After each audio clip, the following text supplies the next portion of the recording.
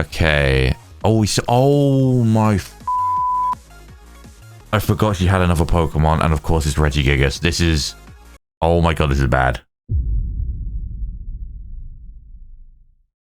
Yo, what's up? Welcome back to the HeartGold Ultra Nuzlocke. It feels weird saying that because now I've ditched the word randomizer and I've ditched the episode number because I'm no longer sure which one we're on. So it seems kind of short, but I'll just have to get used to it. We're back for the HeartGold Ultra Nuzlocke. Now today, we are going to be making some progress. Last time we defeated Misty and then we traveled, defeated Misty, got the radio card so we could wake up Snorlax, traveled up here to Pewter so we could battle Brock.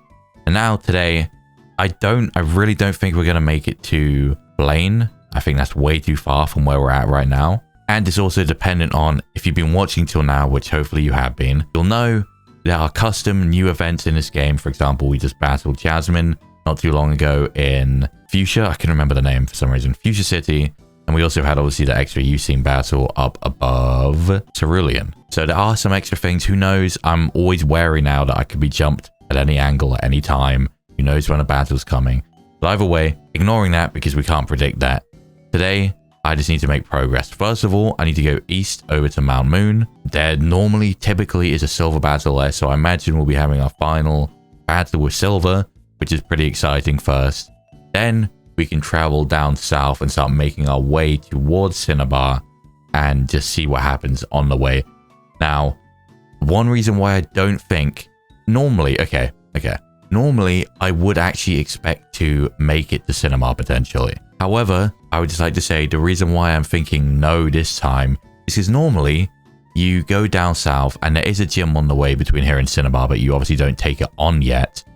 However, normally there's like nothing. You have Viridian and you have Pallet Town, and then you go down to Cinnabar and that's it. And Cinnabar's gone too. So like between here and Cinnabar, normally there's some towns, there's some routes, and there's Viridian Forest, etc, etc. But there's not that much stuff. And you know, with me cutting and stuff, I could probably make it there in a reasonable amount of time.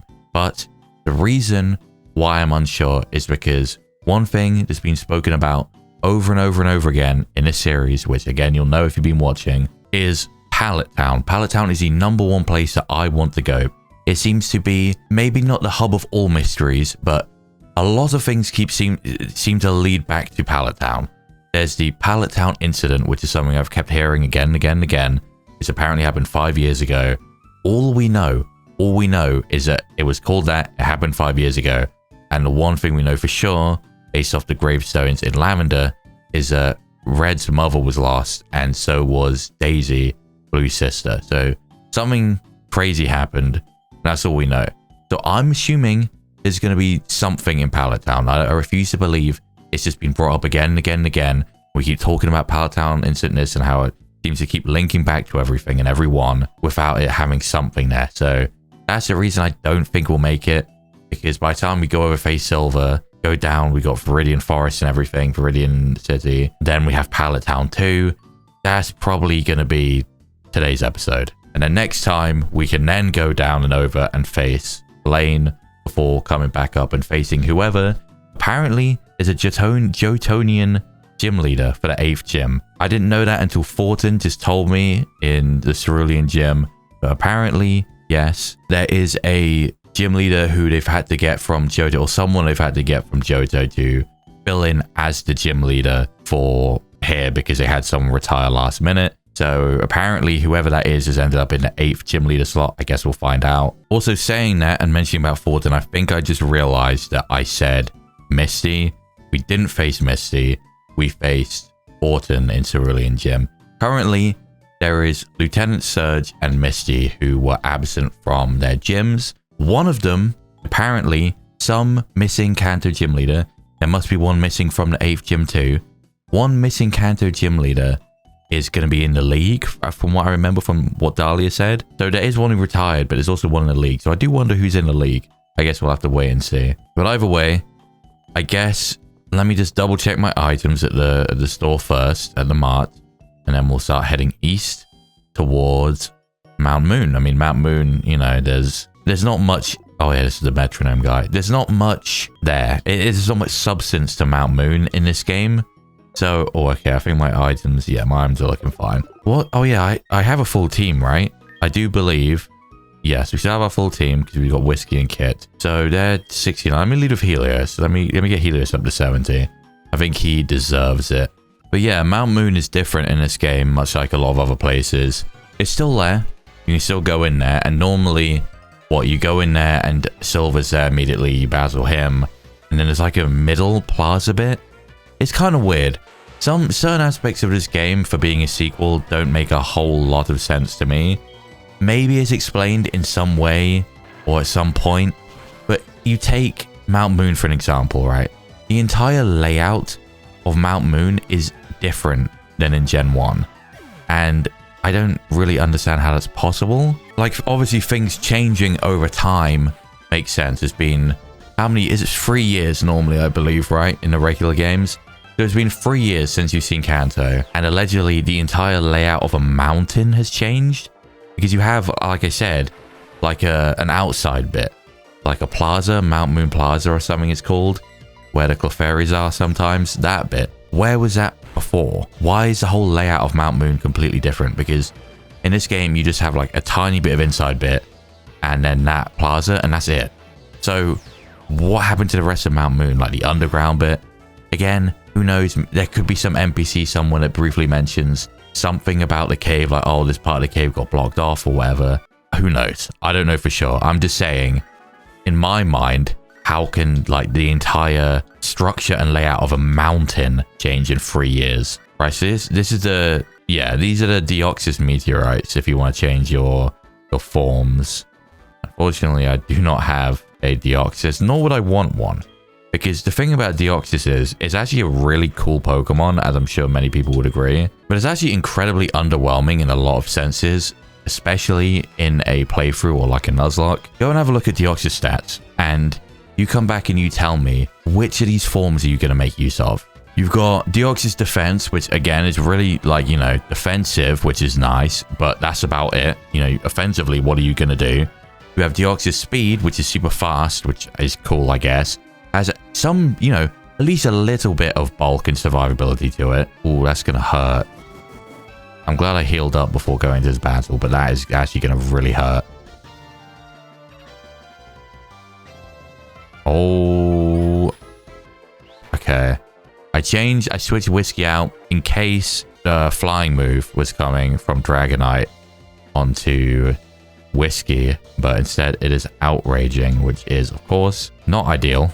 Like, I want to just hit Dragonite and heal, but what if it crits me? I guess I'll Psycho Cut into Dragonite and then switch just to be extra safe. I don't want to lose a Pokemon right now. I really don't. I'm sure Shock would be fine against an Outrage. I mean, a crit Outrage from a Dragonite would probably kill. I guess that much is true, but like, there's only so much I can do. Or could, okay, I was about to say, or I could switch target. That would be good, because I do resist it with Helios. Still did a decent chunk for a resisted. You got to imagine that is resisted damage onto a 9 level higher pseudo with very good defense. Like, that is really good damage. How much can I do with a Thunderbolt onto Bronzong? Unfortunately, this probably isn't going to kill, so hopefully it's not just healing itself again. Oh, it does kill. Okay. Guess I'm underestimating Shark a bit. You know, I never really considered this. I've just considered this now because maybe I've never had these two out together, or I probably have, and I just didn't think of it before.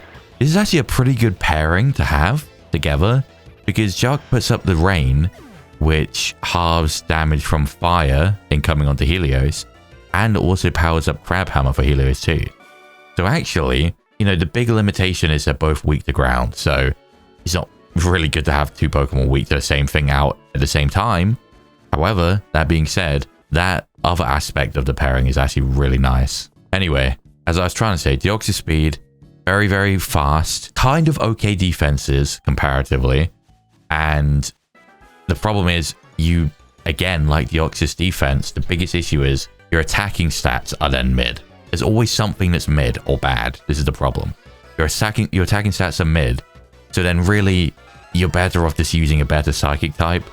And then finally, you have Deoxys normal form, and I'm being outsped by a level 49. I am being outsped by a level 49. And it crit me. I just got outsped by something 20 levels below me. That is way, way worse than I thought it was going to be. And to be honest, this Pokemon is not bulky enough to be that slow. I really want to stay in and crunch this thing, but I get this feeling that it's coming in for a reason. So let me go to Kit. I do need to level up Kit now anyway, and this is the smarter choice, so let me do it. Oh, he only has a Metagross anyway, so that's why. 55. That's fine. Yeah, then Deoxys normal form and Deoxys attack both have very good attacking stats, but awful, absolutely awful, paper frail defenses. To where if you tried to use one in like a Nuzlocke or something, it's just going to die. It's going to get one shot by something a couple episodes in, if that, if it even lasts that long. So there isn't, what's your best option? I think maybe it depends on your moveset. If you can get like a utility moveset of sorts, like one damaging move and then a bunch of utility, Deoxys defense is probably the way to go. If not, probably Deoxys speed, because it still has some bulk and like mid but kind of okay. I'm taking a risk. Mid but kind of okay defenses and like can outspeed everything. Maybe you could get away with using Deoxys attack, because I guess you could just try and blitz your way through everything. It wouldn't work well for a game like this where you're in a bunch of double battles. That would be way too difficult to use a Pokemon like that. In a normal Pokemon game where it's pretty much always one-on-one, I do reckon that you probably might be able to get away with a Deoxys attack if you have a good set of moves and you just sort of blow through everything, right? And then Deoxys regular form, I mean, like, it's cool, but I don't know. You're probably just going to die. Yeah, Deoxys regular form is just unfortunately kind of underwhelming. I think if you're gonna invest that much into just all-out attack, you may as well just go attack form. Either way, the Deoxys in concept is such a cool Pokemon. That's the thing that sucks. I actually really, really like Deoxys. I think it's a super cool Pokemon. But just like, when would you use one? Because you're not going to be able to get one in-game, apart from in Oras, which is at the end of the game. And in any kind of randomized Nuzlocke type deal, like I said, I mean, which one are you going to use? So it is very unfortunate. It's a very unfortunate Pokemon, but I will stand on the fact that I do think it is a very cool Pokemon. 100%. Without a doubt, a very, very cool Pokemon. So, with that out of the way, finally, I've been talking about this, I think, for the past 2 episodes. It's been a while, actually. A little while. Right now, it is the 31st of December. It's the final day of the year. As I said last time, I started recording this series on the 3rd of January this year. So it's been pretty much an entire year due to various circumstances since I started recording this series. Since I got this game, started recording, it's been basically a whole year in a few days. But yeah, I mean, the year's coming to a close. It's going to be a brand new year soon. I mentioned this before, but I have someone who's staying with me around New Year time. Yeah, I've got someone staying with me around New Year time. So I'm recording this now because I only really have a bit of time today and a bit of time tomorrow, like on New Year's Day itself. So hopefully, because I don't have a ton of time right now, I don't think I'm going to get this whole episode recorded. But between today and tomorrow, I should be able to. And I at least want to get just one last thing recorded, at very least, before I'm busy for like a few days, if that makes sense. I'm still trying to finish. I'm very close. I'm just almost about to finish editing episode 3 of Pokemon ZA. And then once that's done, finally, you know, when I'm free again after New Year's time, I can just jump straight back into ZA. I know pretty much exactly where I left off now. Editing episode 2 and 3 has been very, very good because it has fully recapped me on exactly what I was doing just before I stopped playing. So that's very useful. And then, yeah, as soon as I'm free again, I can jump straight back into ZA. So right now, unless anything crazy happens, I don't want to jinx it, but everything is working out nicely, which is a nice change. But anyway, I've been talking about it multiple times. This is finally my chance as we make our way up to Mount Moon. At least I can start the conversation. I might get interrupted midway in Mount Moon because I think the silver battle is literally as soon as you step through the door. So I probably will get interrupted. However, I can start the conversation. So what I wanted to talk about was vaguely around the idea of nostalgia and a prevailing thing that I've been seeing recently. And the specific reason I want to bring this up is because when I was originally going to talk about it, which is a few episodes ago, which for me is quite a while ago, in that time, I had just somehow got myself stuck in this algorithm on Instagram specifically of just 2016 related content. And if you know, then you probably already know what I'm going to be talking about. But basically, I don't know when this all started. It's got to be within the last like 2 or 3 years, really, I think. But all of a sudden, I see a lot of things talking about 2016, and the general idea of it and like what it is basically just saying that 2016 was like the best year ever, at least within, you know, within recent time that young people would know. You know, obviously we can't talk about, you know, the 90s, 80s, anything before, because, you know, younger people weren't around for that, so we don't know. But within recent memory, how 2016 was like the best year ever, essentially, is what it's all about. And I just find it interesting. I understand some points. I think nostalgia is a very bittersweet thing, because like it's sweet that it happened. You have these memories, you know, you had a great time. If you're thinking back nostalgically on something, it means presumably you have positive thoughts on it. You had a good time, whatever. The bitterness comes from the fact that you'll never be able to return to that. But I think one of the most important things about growing up, in my opinion, and I became conscious last time that I'm scared of turning things into some sort of like forced life lesson or something. I promise that's not the case. Wow, a mammoth swine beats my entire team. I never even realized this. Take a look at my team. Oh my god. Weak to ice, weak to ice, weak to ground, weak to ground, weak to ground, weak to ground. I don't have a single answer for a mammoth swine, bro. That is insane. I'm going to stay in. I'm going to stay in because I think I'm fine. Most ice moves are special. What are the chances this thing actually has a physical ice move? And I'll flinch you anyway. Wait, oh, it's going to waste my Yachi Berry. Please flinch it. Please flinch it. Or don't have an ice move. One of the two. Or crit? Crit. Thank you now. Thank you. I don't want to waste my Yachi Berry on a level 57 because like I don't need to do that. But yeah, sorry. I don't want to seem like I'm preaching another fucking life lesson again. Although at the same time, whatever, you know, whatever. I don't care. I don't fucking care. I've realized I don't care. I don't know why I'm getting scared. It doesn't fucking matter. I can talk about whatever I want to. I can preach whatever I want to. And it's up to you to listen. Either way, one of the most important things about growing up to me is when you think about nostalgia, because, you know, as you begin to get a bit older and enter the beginning of adulthood, you start getting a lot of nostalgia. You start thinking about your younger years. You start feeling like time is speeding up and that like all the good years are behind you and you're reminiscing. And again, like I said, that's why nostalgia is like a super bittersweet thing, right? But what's important, at least that I've learned and that I think is important growing up, is beginning to recognize accepting that and moving past like being stuck within the past. It's about accepting and being happy that the good things happen to you while also not being stuck on the past and getting bitter, thinking, you know what, you know, it's over for me, it's over. Everything sucks now, everything used to be good. Because the problem is, nostalgia, of course, is blinding with rose-tinted lenses. There may be many bad experiences that you had in the past, which at the time, you were like, man, this is the worst thing ever. But then you don't remember those unless it's something super traumatic. So then your brain filters it out. And as you get older, all you remember is all the good bits. And you're thinking, wow, you know, things were just like perfect, amazing. But you're forgetting all of the problems that there were as well. So you need to try and be realistic and just think, you know what? I'm happy that the good things happened. I'm happy that, you know, my life has been how it is, that I had the year that I had, or whatever the feelings may be. But I'm also going to move on with my life and not just get stuck on it. That is the important thing, because if you get stuck in the past, you genuinely just end up getting depressed. And this prevailing idea that everything sucks, I also think is almost nihilistic in a sense, and it's not good. It's not good for you to be thinking that way. Are there things that have gotten worse over time? Of course there are. But every generation says the same thing about like, oh, everything just keeps getting worse. Everything's just got worse. That's a Hydro Cannon. I mean, it is non-stab coming from a Pearl Ugly, 14 levels below, but there goes my Pasture Berry. Let's hope I have another one.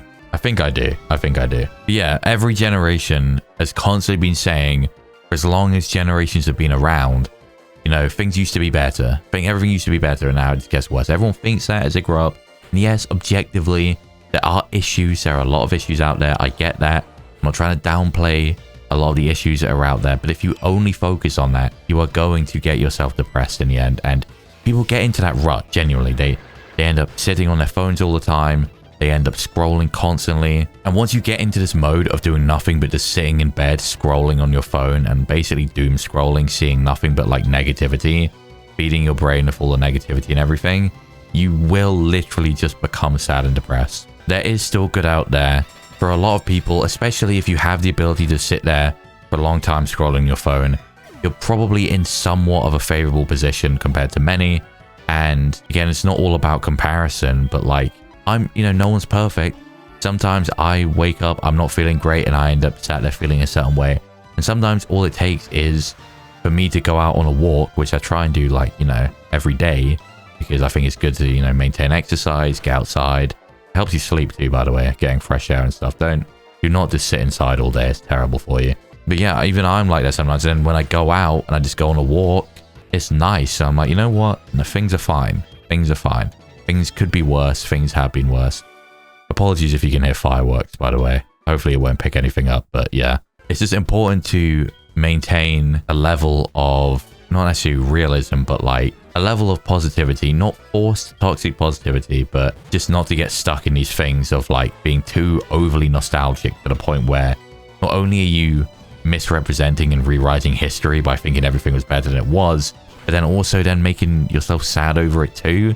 It's not worth it. But yeah, the biggest prevailing thing I've seen is 2016. Everyone's going on about how 2016 was like, it was the peak of humanity. And what's crazy is a lot of that is you growing up, you getting older. And again, we're hitting these same cycles that younger people swore they weren't going to be like. We're not going to be like the boomers or whatever. But now people are beginning to be like this. The generation blower sucks and everything was better. We are becoming those people if we don't stop, So it's important to recognize that and not be like that. But what I realize is when I see people talking about 2016, sometimes they say about like when I was X age in 2016, and then you see people talking about how old they were. And a lot of people are saying like 5. Oh yeah, I was 5 in 2016. Oh, I was 6. And I'm like, holy shit. A, that makes me feel old, and I'm not even that old, but like, Jesus, man, that's wild. But also, no wonder you feel that way then. You didn't even experience 2016 like that. It's those of us who were like at the very least teenagers at the time who actually experienced 2016 or the year that it was. And even then we weren't even adults, but like, even as being a teenager is completely different from being a fucking like 5 through 10-year-old in 2016. Of course you think positively of 2016. You were literally 10 or below, so no wonder you people are saying this. But you didn't even really experience the year. You experienced the year as a child, which is a whole different thing. And so now we have this like totally romanticized version of 2016 within people's heads that has been so twisted and contorted to the point where they think that everything was just the most beautiful, amazing thing ever. Now, if we want to start talking on a personal level, I actually had a decent year in 2016 from what I remember. I actually thought 2016 was a decent year. I would say 2015 was a highlight year for me, but 2016 was still like good, like 2016 was a good year for me. But I specifically remember not only during the year, but very, very specifically at the end of the year, at the end of 2016, I very much remember seeing posts online of everyone saying 2016, this is going to go down as one of the worst years ever, verbatim. I'm dead serious. Everyone was saying, oh my God, this year was so bad. The Americans were talking about Trump, those who didn't like Trump. People were talking about like the killer clowns and Harambe and this and that, whatever else. And everyone was like, oh man, this is going down as one of the worst years ever. That's what people were actually saying at the time. And you don't think we're looking back on this year at all with rose-tinted lenses. Of course, as I said, it was a good year for me. There was good things. It was good things. It was different times. Of course, it was different times. The internet was much different. Things were much different. Come on. Let's not kill ourselves into thinking it was like the perfect year. There were positives to it, but also, again, there were so many people talking about how bad it was at the time and after. And now we're just remembering all the highlights and certain feelings, and people are just remembering when they were a child. is totally distorted, and I see it constantly. People have basically psyoped each other into remembering 2016 as something it wasn't. Anyway, that's most of what I wanted to say, but let me put my thoughts on hold, because I do have to catch a Pokemon here and then go into Mount Moon, so I'm only going to be distracted anyway. Oh, there's blood. We are not catching another blood. Oh, that's interesting, actually. This is one of those Pokemon that I actually quite like. It's one of those weird Pokemon that I like and have liked for a long time. But, like, I've never used one because when would you use a Mawile? A Mega Mawile is super cool too. But again, it's a similar thing of, like, I never really had a chance to use one. I used one in competitive a bit in Gen 6. Damn, I'm actually really happy with this. Now, I can't add this right now. I don't have any slots, and I would, you know, I'd have to replace Helios, really, which, as much as I like Mawile, I feel like that would just be hindering my team, which, for no real reason other than me liking this Pokemon. So I won't do that, but if I ever have to rebuild my team, let's try not, you know, I'm trying not to jinx it by saying that, but you know what I mean. If I ever have to rebuild, and I have a slot for a Steel type, because Steel types are really good, then I'd be very happy to use this Pokemon. Obviously, as much as I like it, I do recognize that it's not going to be as good as it is nowadays, because it's not part Fairy. It gaining Fairy was important, and obviously then the Mega was like what really made it good.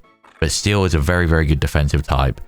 I think the Mawile is a super interesting Pokemon, and yeah, I mean, if I ever get to use you, I'll be very happy. Though, as I said, because I haven't used one, I don't think I have a Mawile name at all. Yeah, I've been thinking, I don't know. I'm going to have to just start typing. It's going to have to be one of these until I land on something. I can't think of like an actual name. Oh, this is an actual name. Alice, there we go. Okay. I actually kind of like that. It makes no sense. Like, doesn't mean anything specific, but like, I actually really like that. Alice has Marvel Scale and Iron Tail, which, I mean, you know, I'd rather have, say, Iron Head, but at least I know no matter what, we have Stab, got Wood Hammer, Glare is good.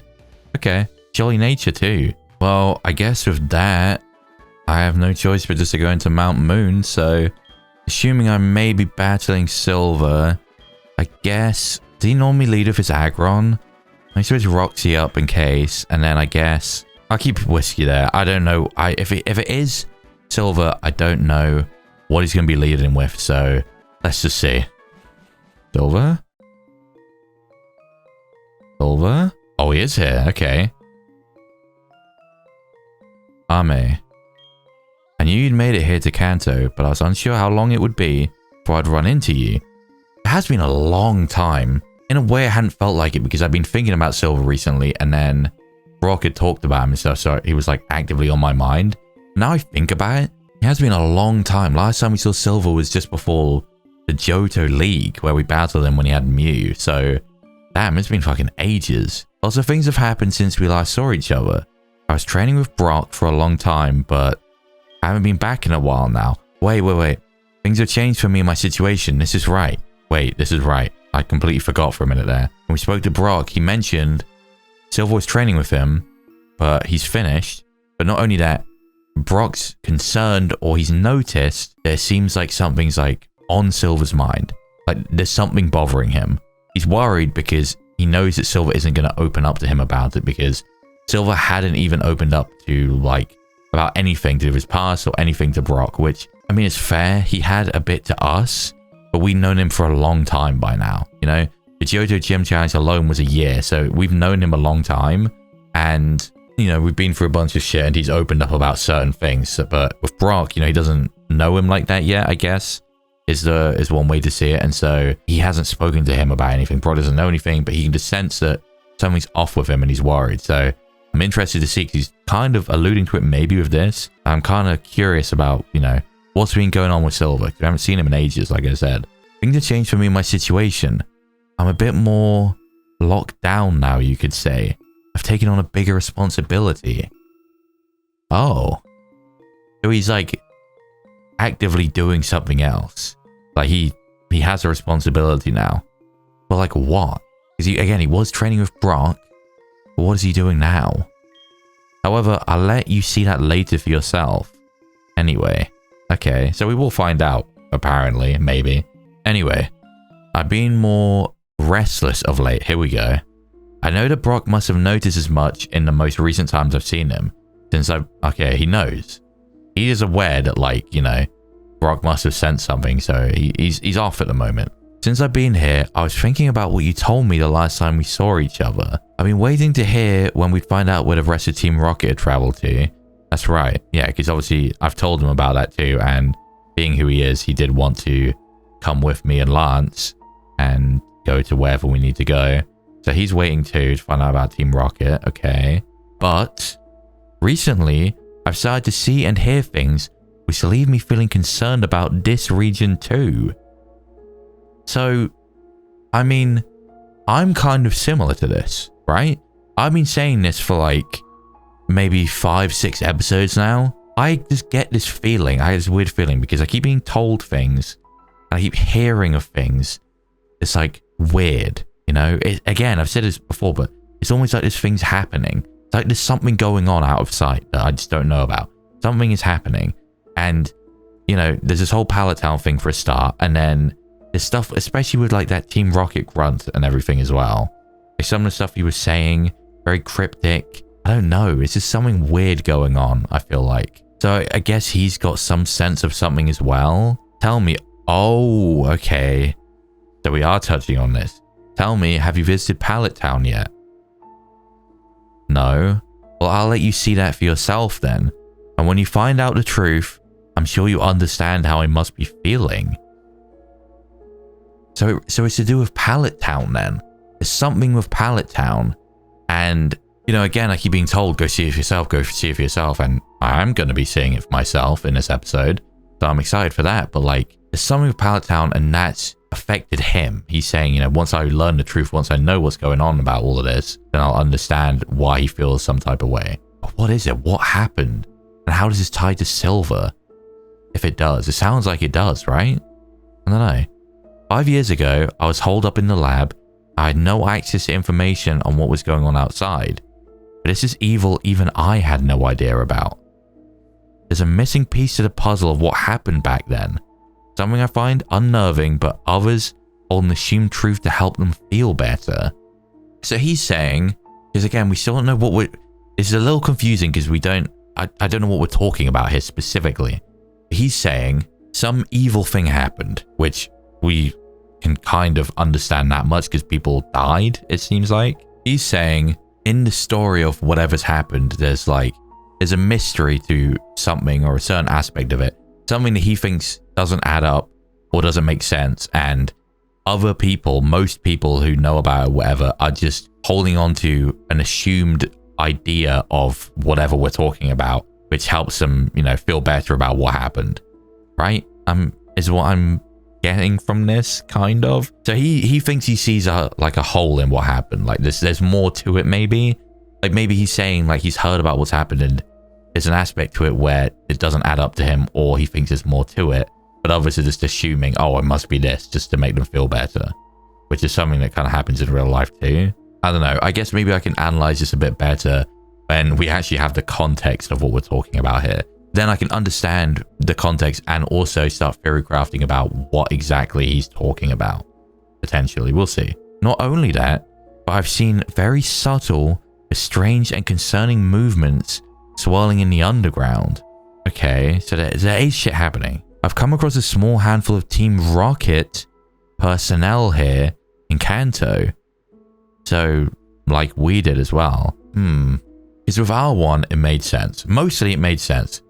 The one that we ran into, he was working directly under Archer, and Archer sent him here to disrupt the power and not let reinforcements get from Kanto to Johto during the whole radio tower thing, which makes sense. Then he was just sort of buying time, wasting people's time and whatever to give more of a chance. And now obviously we finally got him restored the power.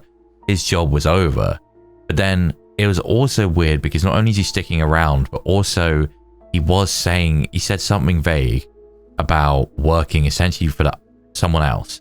Like he's the eyes for someone else. A ghost of the past is how he put it, I believe. while it makes sense that he was here under Archer's command, cutting off the power and doing whatnot in Kanto, that makes sense. That's a good precaution for Archer to have thought of. That whole aspect is like a whole different thing. He's essentially saying, oh, now, you know, I am also working under someone else here, but that doesn't matter now. I've done what I've needed to do. You know, I'm working for a ghost of the past and I've done everything I needed to do. I can disappear now. Like, it's all very cryptic and weird, but like I said, there's something going on. And now he's saying, Silver's saying, he's run into a few Kanto people too, which again is kind of weird. In the current situation, Kanto was obviously defeated here in Kanto a decade ago. Then there was that whole thing with Archer, but then, you know, Archer is gone, and it seems like, based off what we've seen and, you know, what the grunt said, it's not here. Archer has not gone to Kanto, which makes sense to me. I didn't think his plan would be to come, you know, just over here, back to Kanto again. So that makes sense, but like, if that's the case, he's done his thing, he's grouped up all Team Rocket, and he's gone over to meet the ones he's already stationed in whatever this region is. Why is there some Team Rocket here that Silver has seen? Why is there a Team Rocket grunt here messing around and telling me that he's working with someone else that goes to the past and like he's finished his mission? There's something. There's something. It's a very loose lead, but there's something. Team Rocket was formed here in this region, that much is true. But if the remnants of Team Rocket was led by Archie over in Johto, and now they're enacting a plan on another region, why would any of them be here? So yeah, that's exactly what I was just saying about. It doesn't add up, you know? It wouldn't make sense for there to be really any of them here, especially not potentially doing something or working for someone or whatever else. Like, it just doesn't, there's something going on. There's something. All of them have been moving silently. It's as if they're gathering info or collecting intel for something or someone. So yeah, that's kind of like the guy we ran into, right? I mean, we don't know what he was doing. All he said is that he is working for someone, goes to the past, whatever, and his mission was complete. I think it is essentially what he said. But we don't know what he was doing. I guess maybe collecting intel or something along those lines. I heard that you even had a run-in with one yourself. Okay, so he knows about that. Yeah. So we've ran into one as well. I hate Team Rocket anyway, but it's the secretive and confusing nature of all of this which has me so unnerved. I mean, yeah, it is kind of like unnerving and unsettling because, again, it doesn't make sense, you know? Like, it doesn't add up as to why they're here. There's something off, and the fact that it's also like secretive, undercover, cryptic, it's all very weird. I started a new responsibility I have now. I've been doing nothing but spending time investigating all of this. I have some theories and some leads, not anything concrete yet. I have now apprehended 3 Team Rocket members here in Kanto. There's definitely something happening here. But what is happening? So if he is, you know, apprehended 3 different people who've turned out to be Team Rocket, and we've run into one, then yeah, four is too many. If it was just that one guy, I would still be weirded out by some of the cryptic stuff he said, but that's one thing. And you know, you could potentially even write it off as crazy talk of a rambling person, even though I didn't get that impression. That Team Rocket guy we ran into actually seemed pretty smart, but I digress. Either way, 4 is far too many and seems far more organized, especially if they're actively moving in silence and observing and gathering intel on something. That's fucking weird. And there's definitely something going on. Who knows? Maybe we thought, you know, Team Rocket based stuff is over, but maybe something's building up again. Who knows? Like, something is going on. It's disturbing. I just hope that my ideas turn out not to be true. Okay, so he potentially has some sort of theory. So maybe based off what he said originally, based off the whole Pallet Town thing, that, you know, what did he say? That he has an idea, something stood out to him because it seemed weird. Other people hadn't assumed the truth, but there was something weird about that. And now he's seeing this. Maybe, yeah, he's come to some sort of ideas or potential theories he has. And now he's just hoping that, you know, these ideas he's had aren't going to be what ends up happening. Like, he's hoping that he's wrong, basically. Here, wait, what? Also, I just realized, unless it's going to happen in a minute, he didn't battle me. He hasn't battled me. Are we not battling? Where's he taking me? Here, come and look at this. Oh my god, where are we going? Hello? Who the fuck is that? That guy over there. I've been following him for a while now. I've pretty much all but confirmed he's an informant for Team Rocket like the others were. Oh, so this is why he's in Mount Moon. He's tailing someone. And I guess what he's doing is he's basically already confirmed that he's working at least for Team Rocket. He's a scientist, but like he's collecting data, doing whatever is going on here for Team Rocket. But I guess he's tailing him because he wants to. If he just captures him right now, if he just walks up right now and captures him or does whatever, the guy probably won't say anything. But if he can watch him for a while, maybe find out where he goes or find out what he says or does, like maybe that will actually give some lead. So I guess he's just tailing him for now to try and figure, you know, more info out. Because again, just like the other guy refused to talk, if he just gets captured, he probably just won't say anything. But this is interesting. Most of them are dressing outside of uniform to stay hidden more easily. Right, so that guy we ran to was like more of an exception anyway, because he was just, you know, left over from the whole Johto thing. But most of them are truly like, you know, undercover, moving in silence. Maybe scientists, maybe other people. God, that's even scarier than it could be fucking anyone. Many are scientists or other types of people. That's why I traveled out here to this mountain. I'm not sure exactly what it is he's investigating, but it is of course suspicious nonetheless. Right now, I'm not engaging with him yet. It's unlikely he'll reveal too much to me when I confront him, so I want to see if I can learn anything from afar first, right? Okay, so it is that. It is that. Oh, there he goes. I'll catch up to him in a minute. Okay. Over a year ago, I wouldn't have been able to believe this, but I'd like to ask for your help on this. Okay, I'm down. I mean, I want to help because like this whole thing's weirding me out. Still feels a little humiliating to have to do so, but after everything that's happened, I've realized I can trust you at least. Okay, good. So he's telling me about this over, say, Brock and stuff. Again, he hasn't told Brock anything. He's telling me over anyone else because A, I have enough past context to understand certain things like about Team Rocket and specifics to do with that. And also with the fact that he trusts me. Like he knows me, he knows he can trust me. You know, I literally took down, well, not took down because they still did what they needed to, but in a sense, I beat Team Rocket at the radio tower. He knows I'm strong. He knows he can trust me. I know you managed to always get results. I've kind of brushed Brock aside, but I just don't want him concerned and involved in any of this. That's probably true too. He probably, yeah, he doesn't want to like get someone like Brock who's totally out of it involved. You know, for me, I'm already involved heavily in Team Rocket affairs. I battled them and took down all their stuff in Johto. Lance is meant to be figuring out right now where they went so we can go and apprehend them. I'm already up in Team Rocket's business, but getting someone uninvolved like Brock in is different. So I'll at least tell you what I know. Okay, hit me, tell me everything you know. I want to know all the details. It seems as though all of the Team Rocket members I've apprehended are working under someone here, right? So that much is definitely, well, okay, maybe not definitely, but almost definitely the case. This will be the fifth person, right? Team Rocket person. If you have these people doing all these things undercover, and based off what the guy said to me, the Team Rocket guy, there is something at work here. There is someone like the puppet master in all of this, right? Orchestrating all of this stuff. There has to be someone somewhere doing something. I can't say anything for sure, but as I said before, it happens. What? Okay, that's not what I says. But as I said before, it appears as though there is some level of surveillance going on. Yeah, so they're like monitoring stuff. None of them want to reveal too much. Whoever they're working under, they're incredibly loyal to them to a fault. And that seems to be the case too from that other guy we met. He, you know, said he just was not going to divulge anything. However, there is one lead I have come across, despite their caution. Here we go.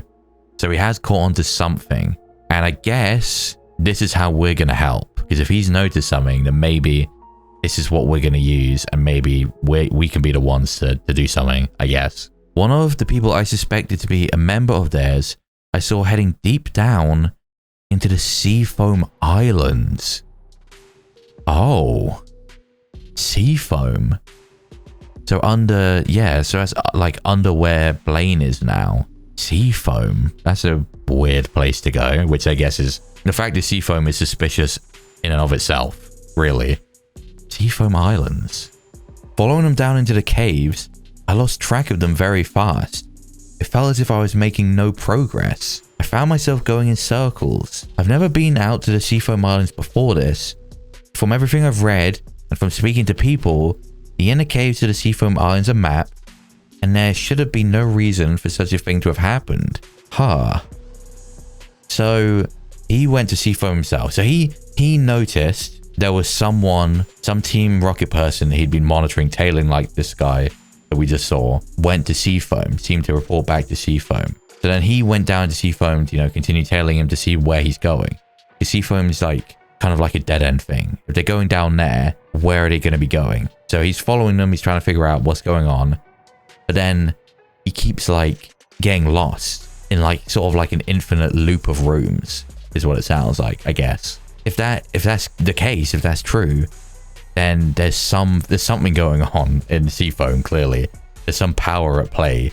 If you're not even able to progress through Seafoam, you just keep looping through endless corridors essentially and can't make any progress. Then clearly there's something being hidden in Seafoam. Besides Blaine, who keeps his new gym on the upper levels of the Seafoam Islands, the entire area is completely empty.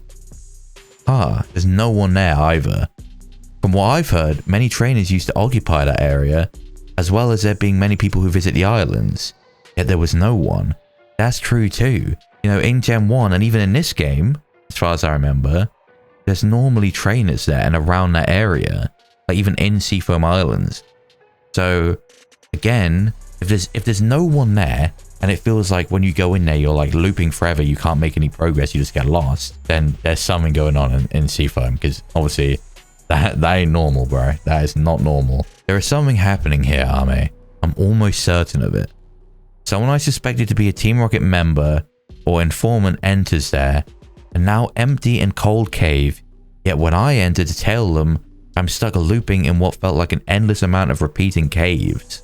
There is a layer of obfuscation here that I just can't seem to break through. So yeah, it literally is like he sees someone going in there, Team Rocket person, he goes, okay, wait, I might be onto something. I've caught them lacking here. I see where they're going. Follows them in, but then it's like he can't make any progress. Constantly going through the same areas, not able to, follow the person, not able to make any progress. So clearly the Team Rocket person or whoever got through, but he couldn't. So there's something going on here. I found many places in there, but all were simply empty caves of ice. But this is the only lead I have. Right, so that's all we have to go off. So are we gearing up for like something big at Seafoam? Is that what's happening here? Because I'm getting scared. We've been talking about all of these different things going on, and it's kind of looking like how the climax of the whole Eucene thing after all that time was, up by Cerulean in a domain and everything. It's looking like this probably, from what I can see, is linked to everything. He mentioned Pallet Town at the beginning. I don't know for sure yet, but he mentioned about Pallet Town and vaguely seemed to suggest that it has something to do with him, almost like it would affect him or something. He said like, oh, you'll understand how I feel when you learn the truth. So I would assume him bringing that up was not for no reason. It probably links into all of this. And then you have this whole Team Rocket thing, little things that we've seen, little things that we've mentioned, like when we ran into that grunt. It seems like everything's slowly starting to come together. Obviously, Silver's been researching this because this is why he's been so bothered lately, because he's noticed this like Team Rocket activity on the underground of Kanto, and he's like, what the fuck is going on? And it seems like all of this stuff is going to all come together, and we're going to have our climax down at Seafoam Islands. I was just expecting to go down there and face Blaine. Normally that's about it. Seafoam, you've got a couple trainers and an Articuno chilling in there, and that's about it. But if we're to believe this, and I'm assuming he's asking for my help because, like, for me to go check it out, it's looking like everything's pointing towards Seafoam right now. But we may be heading for a climax at Seafoam, and I'm terrified. This is sick though. I'm very interested, but I am just terrified of where we're going with this, I've been there 3 times now, but I've made no progress at all. Okay, so he has also tried going multiple times. So this is where I'd like to ask for your help. I assume if you're here, you've beaten Brock. Yep. Dave Gym Leader is busy right now. Right, that's what Brock said too. So I assume you'll be traveling south to face Blaine. While there, please could you check out the caves of the Seafoam Islands for me? Makes sense. I mean, we're literally going down to face Blaine, as he just said. We're going to be right there anyway. Maybe you'll just have the same experiences as me down there. But maybe you of all people can find a way to find something. I know there is something there. There's just too many strange things happening here. Yeah, I mean, I believe him. I just can't find a direct answer. I'm just scared because I feel like we are going to find the answer. And whatever the answer is, it is sounding scary, bro. Thank you, Army. I know things have been complicated between us. And at this point, even I can't deny how much I've changed since meeting you. Very true, by the way. If you see Silver at the beginning of HeartGold Ultra versus now, whole different character, bro. It's not as if I want to potentially put you in harm's way, but I'm at a dead end here. If I'm right about what could be going on here, this is very important to me. So he does have some theories, by the sounds of it. From what I'm gathering, he does have maybe an idea of what could be going on. And he's like, oh shit, you know, if I'm right, this is really bad. Please see if you can do something. I hope you find a way to break through this dead end I'm stuck at. I want to continue looking into some things bothering me. We will see each other again soon. I can guarantee you that. Okay. Oh, so I'm not battling him. If he's going now, please stay safe with the investigation. I'll see you around soon. Good luck. Yeah, he's going. Damn. Ethan, go away. Damn, wait. Okay, so. Okay. Whoa. So much. I feel like so much stuff just got dropped on my head all at once. When I was just expecting a battle. Again, just to sort of brainstorm and bring together everything that we know. Pallet Town, 5 years ago. Obviously, we know something horrible happened. Seems like Silver obviously has been here a while. He's obviously gone there. He's obviously seen the truth. He knows what's happened, and it seems to be something that's bothered him. We have Team Rocket. It seems to be, again, we got weird feelings because there's like stuff going on in the underground. There's people vaguely mentioning stuff. We got stuff like the Sabrina prophecy kind of thing. Like, things seem to be going in like a dark direction. Now we've basically learned Silver's aware of a lot of this stuff. He's been looking into it. He's been tailing people. He's been apprehending people. And the only true lead he seems to be able to find is that they would go back to the Seafoam Islands. However, when he tried to follow them into the Seafoam Islands, he couldn't make any progress. It was like he was being blocked by something. The rooms, the caves would just keep looping. He could never get any deeper. Whereas obviously the grunt or like the Team Rocket informant, whoever it is before him, obviously did manage to make it through. So there's a purposeful thing going on of like, some people can get in, but other people can't make the progress that they should be able to. And it would appear that something is hidden down there. And that is probably the source of everything that's going on. Everything seems to be linked. Everything seems to be pointing to Seafoam now. He's off to investigate the guy he was following. And it's up to us to see if we can make heads or tails of Seafoam when we get there, which isn't too far away. So that's kind of terrifying. I'm very scared, but goddamn, I am very, very engrossed and interested in this story as ever. Very fun, very good, impressive as always. I am looking forward to it, even if I'm scared. Now, with all that said, let me get my encounter immediately. It is... Oh, Michael. Look, Michael. I would just catch you again. I would have Michael too. But again, it feels cheap to just bring Michael back as much as I would love to. But let me get another encounter, which I may actually use. Let's get a new Pokemon. Let's get something good. I take it back. Yo, Michael too. Want to come back? You want to come back, Michael? Yeah, let's bring Michael back, bro. Spinder, you're easy to catch, right? Relatively. There we go. Okay. Okay. Fuck, dude. What the fuck do you call a Spinder? A Spot Panda Pokemon. What always annoyed me is like, I know, okay, to clarify, I know that a bunch of people that used to say it were joking, but there absolutely were plenty of people who would say this shit who were dead serious about Spinder being a drunk panda. It's a dizzy panda, bro. It's dizzy. It spins. It's in the name. Fun fact. Here's a fun fact for you about Spinder. Spinder's BST is 360, which is trash, obviously. But the reason it's 360 could be somewhat obvious. But for those who don't know it's 360, it has the BST of 360 because obviously it spins. Spinder spins 360 degrees. So unfortunately, over a spinning gimmick, this Pokemon was made absolute trash because what on God's green earth are you going to do with a base stat total of 360, bro? It's unfortunate, but it is base 60 across the board. so it has a 360 BST for the meme. That's just honestly sad. Like that's cool in concept, but 360 is just so low. So like, that's never gonna be good, you know? Lou, that's such a disrespectfully bad name. I basically just named that thing Toilet. Anyway, because I was thinking maybe I could give it a reference nickname. Isn't it a little... I'm not going to call it Poe. That's A, that's boring, and B, like, it just doesn't fit. There was that little panda in Full Metal Alchemist, right?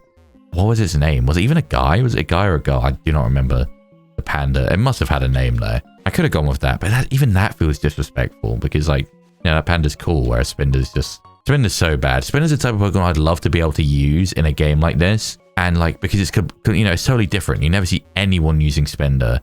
And it would just be interesting to get to use that Pokemon when no one else uses it. But unfortunately, Spinder's on a level where it's so bad, it would just be impossible. How would I use that? Base 60 defenses, base 60 speed, base 60 attack. How would I use that? This is the same area, right? Yeah, this is the same area. I was going to try and get an encounter here, but it's all discounted as Mount Moon, unfortunately. I thought maybe this area was named like Mount Moon Plaza. Mount Moon Square. Okay. So Mount Moon Square isn't officially labeled as a different area, which is unfortunate. 10,000 of rare candy. Yeah, you got me fucked up. Okay. Unfortunately, not anything I actually need. Icy Rock. Can't ever seem to get Heat Rock, unfortunately. Well, it wasn't a silver battle, although... He did say, oh, I'm sure I'll see you again. So hopefully he means that. Nah, he has to, because if, you know, if we're to do something at Seafoam or whatever, or if, you know, wherever we figure something out, sort something out, we're going to have to tell him. Oh, it's got No Guard, Dragon Claw, Outrage. We're going to have to tell him what happens, because presumably something's going to happen. So we definitely will see Silver again. And maybe then we'll have a battle. There's no way. I can imagine it right now. I refuse to believe there's any universe where we do not have a final battle against Silver, and our final ever battle is Johto. It's possible. It's definitely possible, but I really don't think that'll be the case. So I imagine a Silver battle is coming eventually, but not yet. I was ready for it, but not yet. Yeah, I didn't really use many items, so it's not really an issue. I guess, yeah, we just moved straight on. That was really cool, though. That was way more than I expected from Mount Moon. I just expected, like... I mean, I knew he was going to obviously have to talk to us after a while, but, like, you know, I was expecting him to talk a bit and then, like, catch up and then battle. But, damn, that's completely different from what I expected. Did I get my Ratu encounter? I definitely did. And I think I battled this guy too, right? What was it? Was it a Magikarp? It was, okay. Well, in that case, I guess I just go down, get my Viridian encounter... Well, Viridian Forest encounter. Is there normally a cut tree here? I guess it's been removed. I didn't even notice that on the way here. Damn, that's useful. Yeah, I guess I just get my Viridian Forest encounter and then just keep going. I mean, I don't... What the... Who? Don't tell me someone's gonna come up and fucking battle me right now. I mean, I'm ready. Like, I'm healed, but like... Oh my god. Oh my god, I totally forgot about this. I think I know what this is. A strange feeling washes over you. It feels as though space nearby is warping slightly. Proceed with caution. That was the same message we got before we entered Suicune's domain. I completely forgot. The old lady spoke to us outside of Cerulean Gym, outside of after Fortin, and told us she was a Kanto Voice of Legends. We've been picked by another legendary. There isn't like a specific location, and I've already proved myself. I'm probably going to be invited into its domain, but, you know, she doesn't know when or where. I think that's right now. Oh my god. I have to catch a legendary right now, potentially. Shit, I mean, I hope I'm okay. Do I just go? I'm a little bit scared. Oh my god, Mystery Zone. What the fuck, dude? This is so cool. So in like, what is this? Is this like a, I guess this is like a grass domain? Right? Or maybe, I mean, it's just a forest. I guess it could be like anything. Okay, I'm a bit scared to step into the middle. I feel like if I step into the middle, I'm going to trigger something. Is that to see exit? And there's nothing down here. Bro, I'm in another domain. That's so cool, bro. Do I just do it? I guess I just see what happens. Oh. Celebi. Is Celebi? No way. I fucking love Celebi. Celebi is watching closely, awaiting your move. Oh my god, it's Celebi. Bro. Oh, it's shiny again. Oh my god, it's level 70. Jesus, bro. Oh my god, it's just like Saki was. Our shiny Cresselia. Oh my god. If only we still had Saki as well. I know they're both psychic types, but still. No, man. Okay, now I've got to try and catch this thing. To be fair, if I T-wave it, Sludge, okay. I hope I can, you know, learn some stab moves on it if it doesn't have anything good. So it's paralyzed. I mean, I can definitely hit it with a Thunderbolt, right? I know it's stab, but, you know, we're the same level. God, shiny Celebi is so cool, man. Damn, okay, yeah, that did nothing.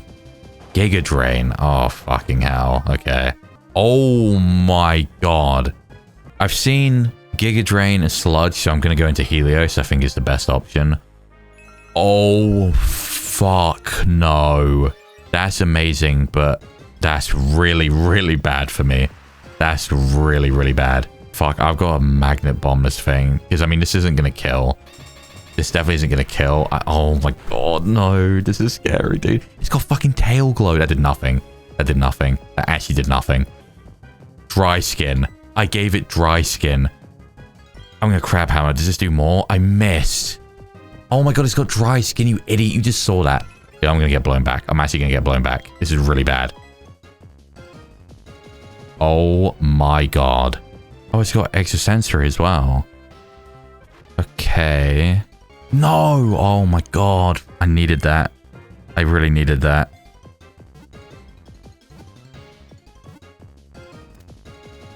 Dude, oh my god. I'm so... Oh, thank god. I'm so lucky. Celebi, if for those who don't know, happens to be one of the only mythical and legendaries. I think the only two is Celebi and Mew that have a 45 catch rate instead of a 3 catch rate. I'm not sure why, but they do. So they're way easier to catch. And if it didn't, I low-key would have... There's no way I would have caught that. It was healing itself. That thing was getting to +6.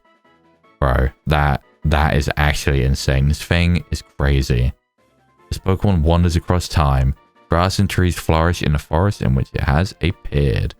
Time travel Pokemon. Well, I will say, this is super cool, by the way. I can't overstate this enough. The fact we've actually gone into another domain, got another legendary, like, this is so cool, bro. I feel bad. I'm gonna be real. Whiskey's gonna have to get benched like Uvu, because this to me is almost like a story Pokemon. You know, I've been chosen by Celebi, which is why I've come to the domain, which is why it's shiny, which is why I've caught it. Is very much like Saki the Cresselia, but in Kanto instead. And just like I immediately added Saki, I'm definitely adding the Celebi because it's like story. Like, I'm meant to have this on my team, clearly. So I think Whiskey is going to have to get sidelined, which Whiskey's still here. So if I ever need to pick Whiskey back up, he'll be there in the box. It's all good. Just I'm using a Celebi, bro. I don't care. I'm using it. I just got a memory, and I think it's because not all the way back when I recorded it, because this would have been back in like January. In one of the first episodes, within the first 7 or so episodes, let's say, I swear to God, I remember this from editing, not from all the way back then. I said something about Celebi, and that like how, because I think I was just talking about Celebi, and then I said how much I'd love to get a Celebi because it's a cool Pokemon and I already have a name for it. I swear to God I said that. Like, Celebi was calling my name for a minute there. If I got a Celebi, that would be fire. I would love to get to use a Celebi. I have a Celebi nickname and everything. It's like an actual Pokemon I've used twice before. And Celebi's just an all-round good Pokemon.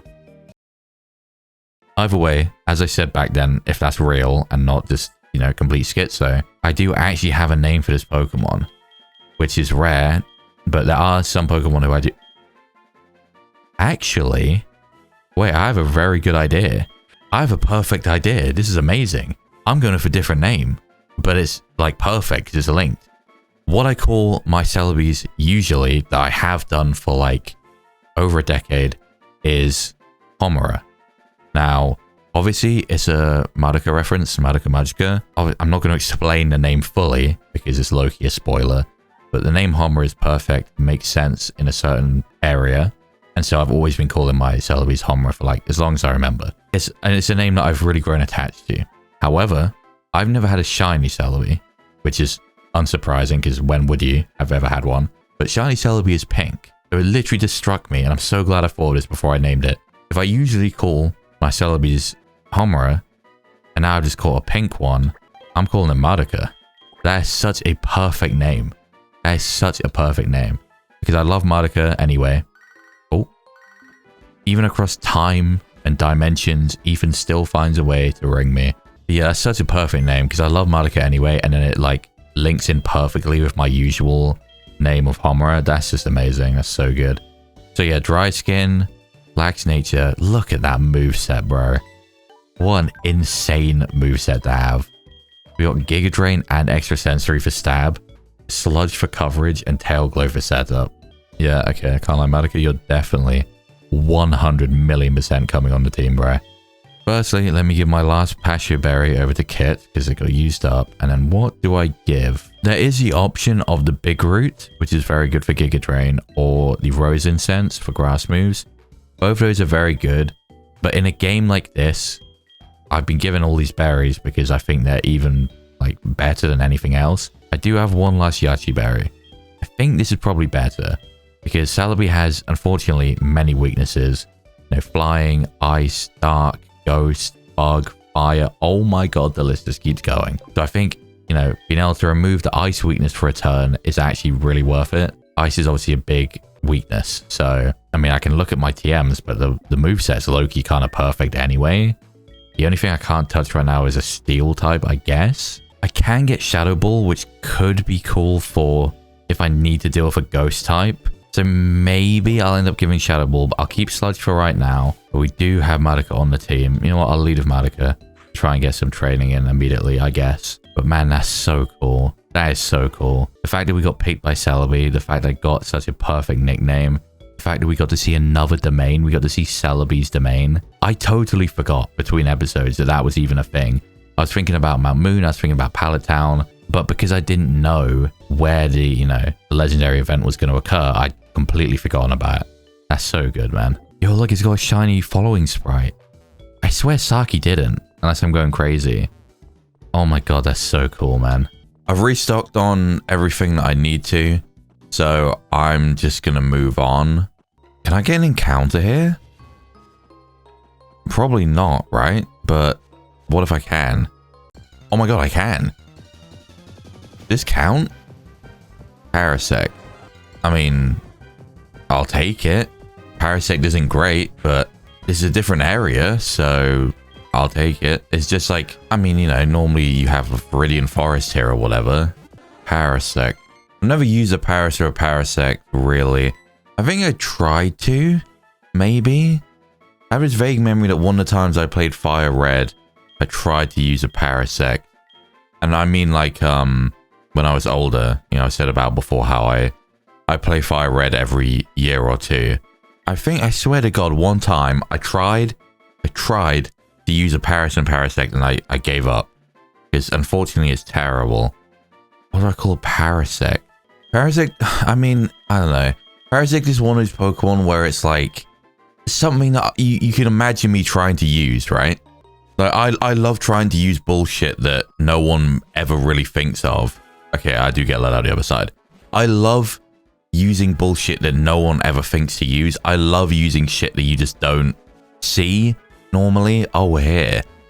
But yeah, Parasect, there's certain Pokemon which are on this level where even though I would love to do that, it's just not possible. And Parasect is one of them because that bug grass typing alone is trash, bro. It is fucking horrible. I mean, just think about it for a second, right? You are quad weak to fire and flying off rip, which is already terrible. And then you have other weaknesses too, obviously, like poison and stuff.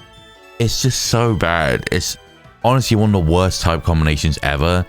And then in regular games, Parasect gets dry skin as well, making it even weaker to fire. It's just sad, man. It's just sad. But either way, I think... No, I'm not giving him my phone number. Absolutely not. I made that mistake one time with what was her name? Tiffany? Never again. never again.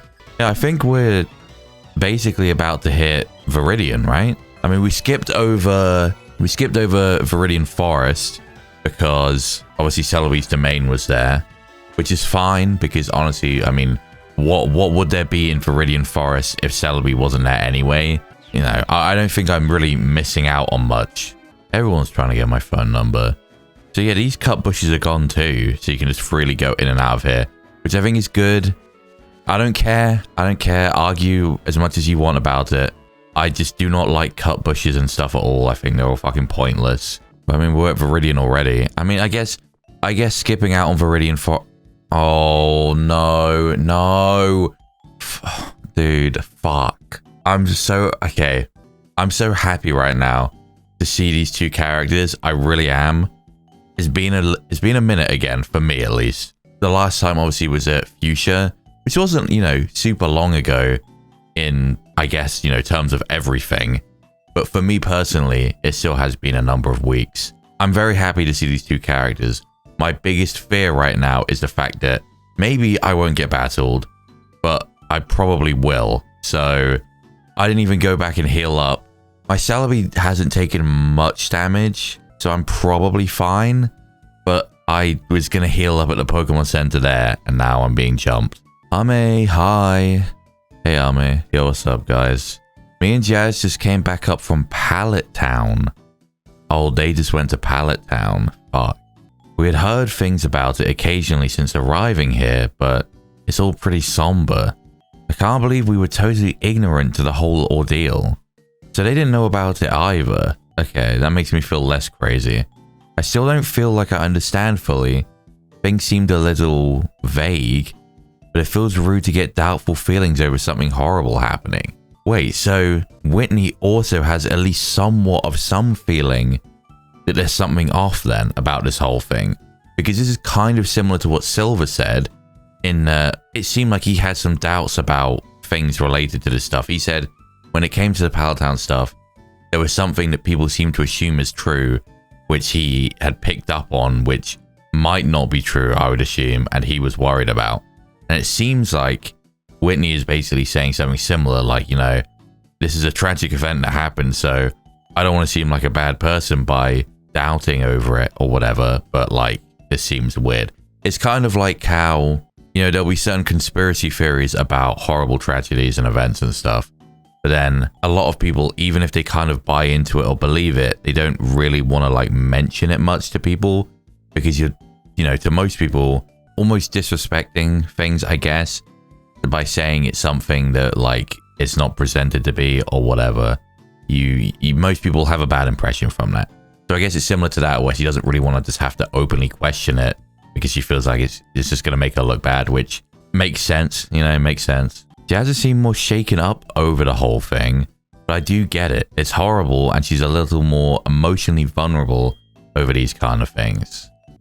Oh, here's Jasmine. It's horrible. I felt bad about it, but after not long, I kind of just wanted to get away from there, at least for a while. I mean, that's kind of valid too. Like, even if you do feel bad about, like, you know, the whole thing or whatever's going on, because again, we still don't know yet, but whatever it is, that doesn't necessarily mean you want to be at the site of whatever tragedy we're talking about for too long, because it can just be a little bit depressing, I guess. Are you heading down south now, Ame? The gym leader... There's no leader in that sentence. The gym here is closed temporarily while the leader, there is away, so I'd assume you'd be headed south towards Cinnabar now. Correct. Oh, I know. That's where Mr. Blaine's gym is. Oh, okay, she knows Blaine as well. Or at least who he is, I guess. Oh, wait, hang on. I've met him in the past. He has this sort of old and wise feeling about him. Damn, Jasmine really knows... I just said Jasmine, I think. Whitney knows everyone ever. Which kind of makes sense because it goes into her character. It makes sense with her character, you know? Like, she is the very, very outgoing one, so it would make sense that she kind of just talks to everyone. But then she's even met Blaine before. Which would also make sense, like, if she's been a prominent, you know, trainer in Johto, I guess there would be a good chance that she's met a Kanto gym leader. Because we are neighbors. You know, we're here now and there's been a whole split and everything, but before, the league was the same, so maybe they could have seen each other there or something, who knows. You've met him? You really are well connected, huh? You even knew that Sonoan girl too. That's what I'm saying, bro. She literally knows every motherfucker alive. This girl talks to everyone. Oh, Candace? Don't be silly. I just like talking to and meeting new people is all. It's like getting to experience a new slice of the world, since everyone is different with their own experiences and views. Now, this is actually true as well, by the way. Obviously, it's not always easy to meet new people, and even when you do, it can be awkward. It depends what type of person you are. If you're someone who's between normal and more on the awkward side, it can be difficult to, like, you know, really get to know new people, connect with new people and whatever. But like getting to know different people throughout your life, because when I really think about it, the amount of different people I've met, known, had in my life throughout my whole life, there's so many. And it's almost like you as a person eventually are like you're like a culmination of everyone you've ever met. You get little pieces from everyone, right?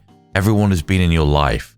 I feel like you can pick up phrases from people, behaviors from people, you can get insight from new people, and over time you become like this amalgamation of everyone you've ever known in different ways. Of course, you're still yourself, but what I'm saying is as you meet different people, you still get affected by the people that you meet, and over time you learn new things and you become a different person through knowing other people.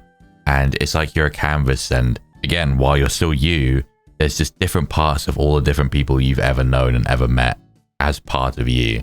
It's very cool, it's very good, and it's important to remember that there are lots and lots of different people out there, and everyone has different views, everyone is unique. Literally, I promise you, everyone is different in different ways.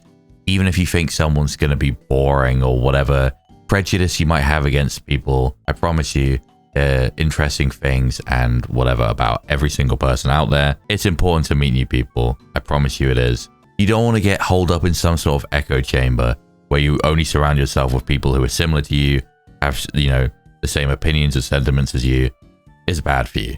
So yes, meet new people. Not to, you know, this isn't me saying, you know, Whitney's perfect and I'm ragging on Jasmine. Jasmine obviously has struggles of her own. And I understand, you know, in reality, it can be like that too. Like I said, I know meeting new people and whatever can be difficult and awkward and whatever else. I'm just saying it is important to do so as you grow, because it's an important part of growing as a person, is meeting new people and learning about them and stuff. It really opens my eyes sometimes, you included. Yeah, so like that's you know, not exactly what I was saying, but a similar sort of thing. It can be eye-opening to meet people who've had different experiences than you and seen different things, and they see things in different ways. And it's very easy to be ignorant. This is one thing that I truly believe. I think it's very, very easy to be an ignorant person in the world. And one of the best ways I would say there's two best ways to beat that and overcome that. One is to meet and talk with new people, like I'm saying, and the other is to travel.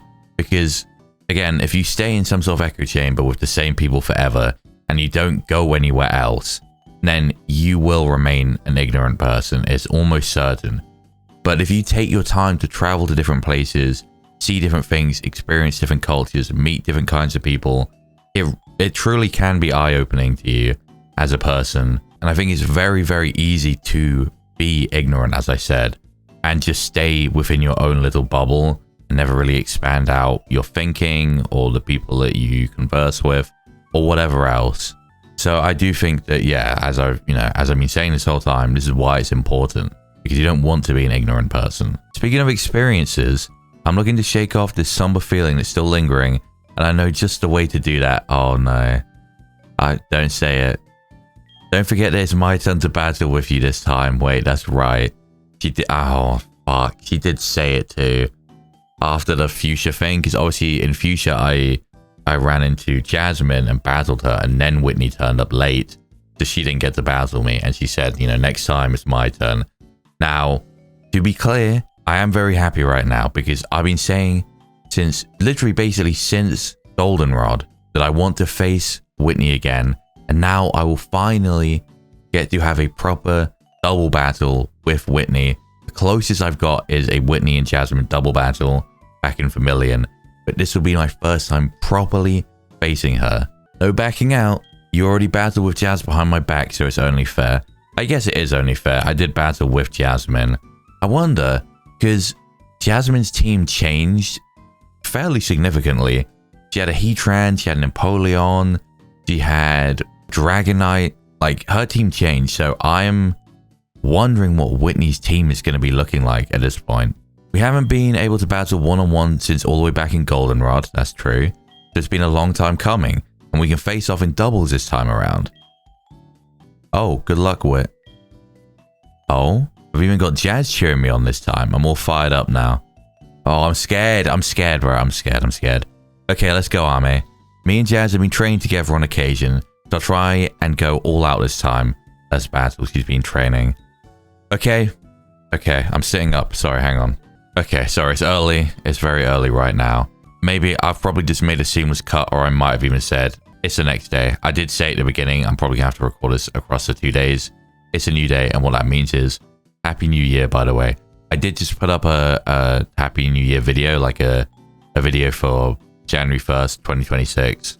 Just basically as a thank you for anyone who's come by the channel over the past year.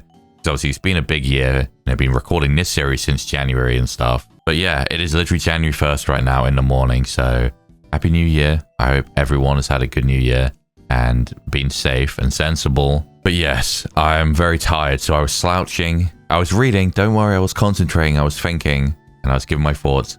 But I was slouching because I'm tired because it is early. But I need to finish recording this episode. I'm set up now. I'm ready. Let's fucking go, Whitney. Let's go. What are we leading with? Johto leader Whitney. 6 Pokemon, of course.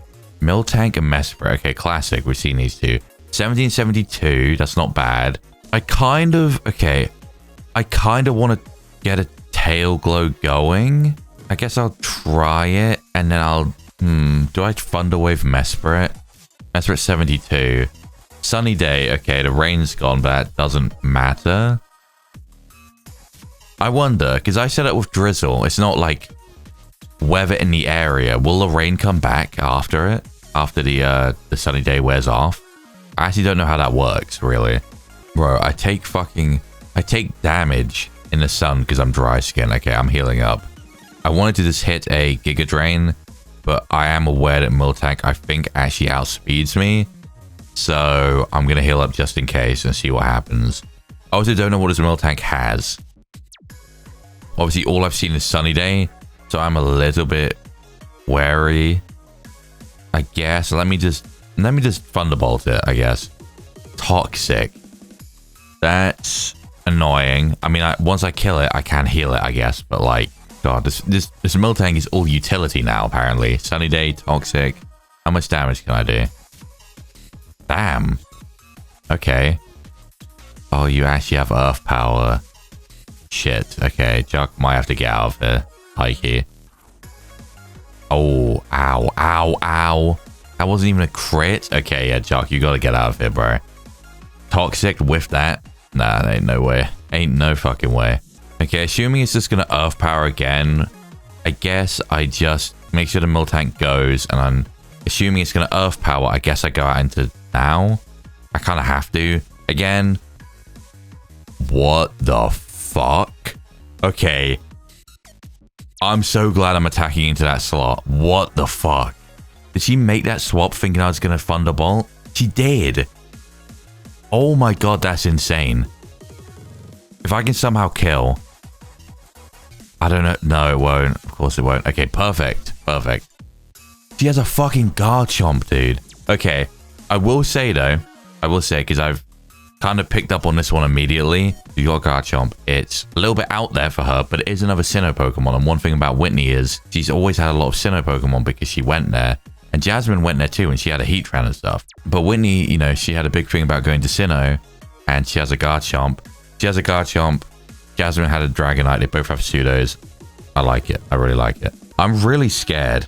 I'm really scared because I'm weak to so much as Celebi that I'm just absolutely shit. I'm just terrified. Who's faster? Okay, let's see. Who's faster? I want to attack with whoever's faster.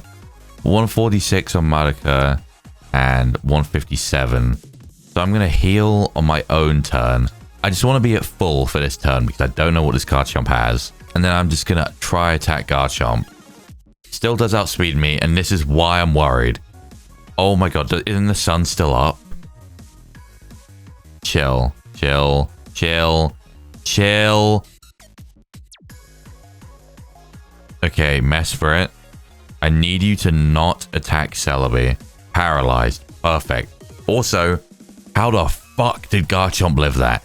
Okay, Madoka needs to get out. I really don't want to switch her because I have a tail glow up, but it's not worth dying for. It's not worth dying for. This is a big problem, though. This is actually a very, very big problem. I really needed that Garchomp to die. I really needed that Garchomp to die. She's probably now going to heal it. And my team cannot deal with ground. My team cannot deal with ground. There we go. Oh, I can't believe it actually lived that tri-attack. That's crazy. Okay. And the problem is Mesprit has earth power. Like this is not good, bro. This is not good. Milk drink. Okay, that's fine. Sunlight is gone. I have a very bad feeling that Mesprit is going to earth power Kit, and then Garchomp is also going to attack into Kit, and Kit will die. What am I meant to do? Madoka's low, Juck is low, and they're both, you know, Juck is weak to that. Roxy's weak to it. Helios is weak to it. I don't have an option, really. I'm just going to have to say, fuck it. Psybeam, tri-attack. It does have a ground move. Yeah, Kit is 100% dead, bro. It's definitely going to earth power me. Oh my god, it does so much damage. But what am I meant to do? What am I meant to do? My team, if Kit dies, I'm hoping to get paralyzed. Oh my god, Garchomp, if you can get paralyzed. No, Mesprit, sorry. Now it gets burnt. Okay, Garchomp should die here. No, does die here. Please get paralyzed. Oh my god, that's so... Thank fuck, man. Oh my god. Okay, Garchomp is dead and only died because of that burn. We're so lucky we got that burn. I would have fucking screamed. Miltank comes back out. That's fine. Miltank's at half. Now, the problem is, I need to get Kit out. I need to get Kit out right now. Because Mesprit has earth power. But who do I switch into? Because my only good, valuable switch is Madoka, but Madoka's in the red and I haven't had a chance to heal her. So what do? I guess I go to Roxy for the pure bolt. And then I'm going to kill... I'm going to try and start killing this Mesprit. Because I don't think the Miltank's a massive threat. It's annoying. Thunderbolt. Okay, that shouldn't do too much. That shouldn't do much at all. Okay, perfect. Now it's very specially defensive. And, you know, it's a non-stab special move from Miltank. This... Oh, it does have stab extrasensory though. That's not fun. Ow, okay. I guess what I do... Just T-Bolt and heal for now. Let's see. Thunderbolt again. That's fine. Don't paralyze me. I don't want to have to use a turn to get rid of that. Okay. Thunderbolt onto Mesprit. I feel like I'm going to get it into red. Please don't. Okay, perfect. Extrasensory comes out again. Now, based off that damage, do I think a Brine could kill? Probably not. That said, if I Brine... Yeah. If I Brine tri-attack, I'm fine. There we go. Sunny Day 2. I was going to say, because I outspeed the Mesprit because of the paralysis anyway. So, as long as it dies, it's fine. It's just going to move last. So, Mesprit's finally gone. Honestly, before in these battles, her Mesprit, what is that? Attack. I don't know if that thing has attacking moves, but my god, that's scary. In the past, the Mesprit was kind of just there. But my god, it was a fucking threat this time, especially with earth power. My team is not built for this, bro. Okay. How many Pokemon are left? Still 3 or 4, right? I think 3 Pokemon. 4. Staraptor. Okay, she has a Staraptor. Level 70. That's actually fine, though. Willow Staraptor and heal now. Miltank's still T-bolting, which is perfectly fine. Just don't crit and don't paralyze. Okay. Staraptor Mud Slaps. That's annoying as fuck. Am I gonna miss Will-O-Wisp now, like always? Okay. Thank God, bro. Don't even piss me off, you know? Don't even piss me off. I am also going to take this opportunity to heal up Madoka, I think. Yeah. And maybe even Jock too, and maybe even Kit. We'll see. We'll see what we can do. Break into Roxy. Does nothing. Steel Wing. Okay. And Miltank's back to Thunderbolting. I'm charge beaming into Miltank to see if I can get a boost or two. Because like, oh, there it is. I knew it was going to fucking happen eventually. Mud Slap again. Roxy's going to have to get switched out because that, you know, all these accuracy drops are just going to fuck me up. Can I get a boost? Please get a boost. Okay. Use Roxy's turn to full restore now. And then charge beam one more time into Miltank. Doesn't seem to have another hyper potion. Another full restore. So that's good. Unless she's saving it, but I don't think they do that. I think she would have full restored the Miltank. That's a crit. That is a crit. Yeah. You got a paralysis and a crit now. Yeah, give me two boosts in a row. If she can get a paralysis then a crit, I can get 2 boosts. Nice, okay. I'm a bit scared now though, because something's coming out and Roxy has to switch. I would normally like to burn whatever's coming in, but like I will miss. I'm at like -4 right now, or -3. Staraptor's burned, which is good because it's kind of just muted over there. What the fuck? Oh, fucking hell, man. I mean, okay, it actually makes a lot of sense. It's a Sinnoh Pokemon and it's pink. This is just like Mesprit. Sinnoh Pokemon is pink, you know, Pokemon Pearl and all that. It does make sense. It does make sense, but I am fucking terrified. I've yet to face a Palkia. I don't know what ability it has. I don't know what kind of moves it has. I definitely have to swap out Roxy because I'm at like -3 or -4 accuracy. That is just not okay. I'm just trying to think. I would love to have Roxy in right now. I'll resist water. I'm neutral to dragon, but I'm very bulky. I'm thinking Helios maybe is a shout. And then I have to decide, do I want to switch now or just heal now? I could go to Madoka. No, because there's a Staraptor there. Yeah, but the Staraptor is burnt and it hasn't gone for a flying move yet, right? Okay, I think I'm going to go to... Yeah, you know what? I'm going to go to Helios and I'm going to heal now. And I'm just going to see what happens. I was thinking about, you know, where's all my Protect and stuff. Then I realized I had 4 Protect mons, but I lost half of those. That's where they've all gone. Okay, Helios comes out. Let's see what this Palkia wants to go for. And... Oh! Single target too, because there's 2 flying types. Okay. How much is this going to do? I mean, and it's mud slapping still, of course it is. I guess my only option I can really... The only thing I can do is go to Celebi, right? Do I pivot now straight back into Roxy? Do I get... No, because it's still Earthquaking. I was going to say, what if I pivot Madoka back into Helios' slot? But no. Is there any point in me switching now? Probably not, right? Okay, let me pivot Helios back into Madoka. And let me charge beam the Staraptor and maybe get a 3rd boost. And see... I mean, probably going to Earthquake again, I would assume. There's the Earthquake. This should do... like nothing. This is resisted, it's not stab. I have base 100 defense and HP. This should be fine. Okay, that's fine. Mud Slap. Still very, very annoying. Very, very annoying. My accuracy goes down. Charge Beam comes out. I think I'm at +2, right? So this should kill and hopefully give me another boost. Okay, Staraptor gone. Okay, I didn't get the boost. Does it go off after? Okay, I didn't get it. Okay. Oh my fuck. I forgot she had another Pokemon. And of course, it's Regigigas. This is... Oh my god, this is bad. I mean, Loki bad doesn't even cut it. Okay, surely it's not going to go for Earthquake this turn. Right? Surely not. Because I really want to get Roxy in here. Because as I've done the other 2 times that I face a Regigigas, I kind of need to burn this thing high key.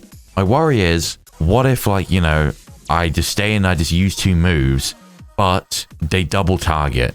If Regigigas has a decent physical move, and Palkia has a decent move, and they double, you know, now all Madoka, they're dead. I really don't want to lose Madoka because not only is this a story legendary, not only did we lose our last story legendary, but we just got her, man. We just got her. Believing that there's not an earthquake coming, I'm going to swap. And do I want to stay in? Do I want to stay in attack? Kind of. I mean, I'm at +2, right? Feels like it'd be pointless to switch. I guess I air slash the Regigigas and hope to God I can maybe flinch it if I even outspeed. Oh, this is very scary, guys. Rock Tomb. Oh my God. How much does this do? Ow, ow. Oh my God. Non-stab, by the way. Okay. This thing has Ice Beam. Thank God it didn't go for it on now. Okay. How much can I do? I'm at +2. Okay. You know what? That's very, very good damage, dude. Okay. Thank God. If that... Bro, I'm telling you. Now it's very especially bulky, but I'm convinced that an Ice Beam from a Palkia level 72 would have killed me from there. Do I Willow or do I Protect? I really kind of want to get this Willow off onto Regigigas. I think that's needed.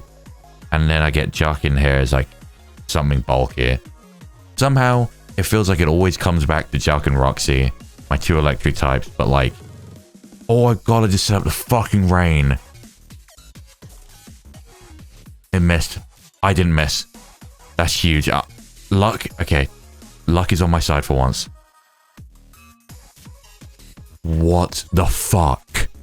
Bro, this entire time, Palkia has had fucking Mirror Coat. If I had air slashed into Palkia instead of Regigigas, and the game had cheated, which is, you know, that easily could have happened. Oh my God. I would have got one shot. I'm going to burn this thing now. But originally, I might have, you know, attacked that thing with like a Thunderbolt. I kind of want to T-Ball into Regigigas, hoping that kills.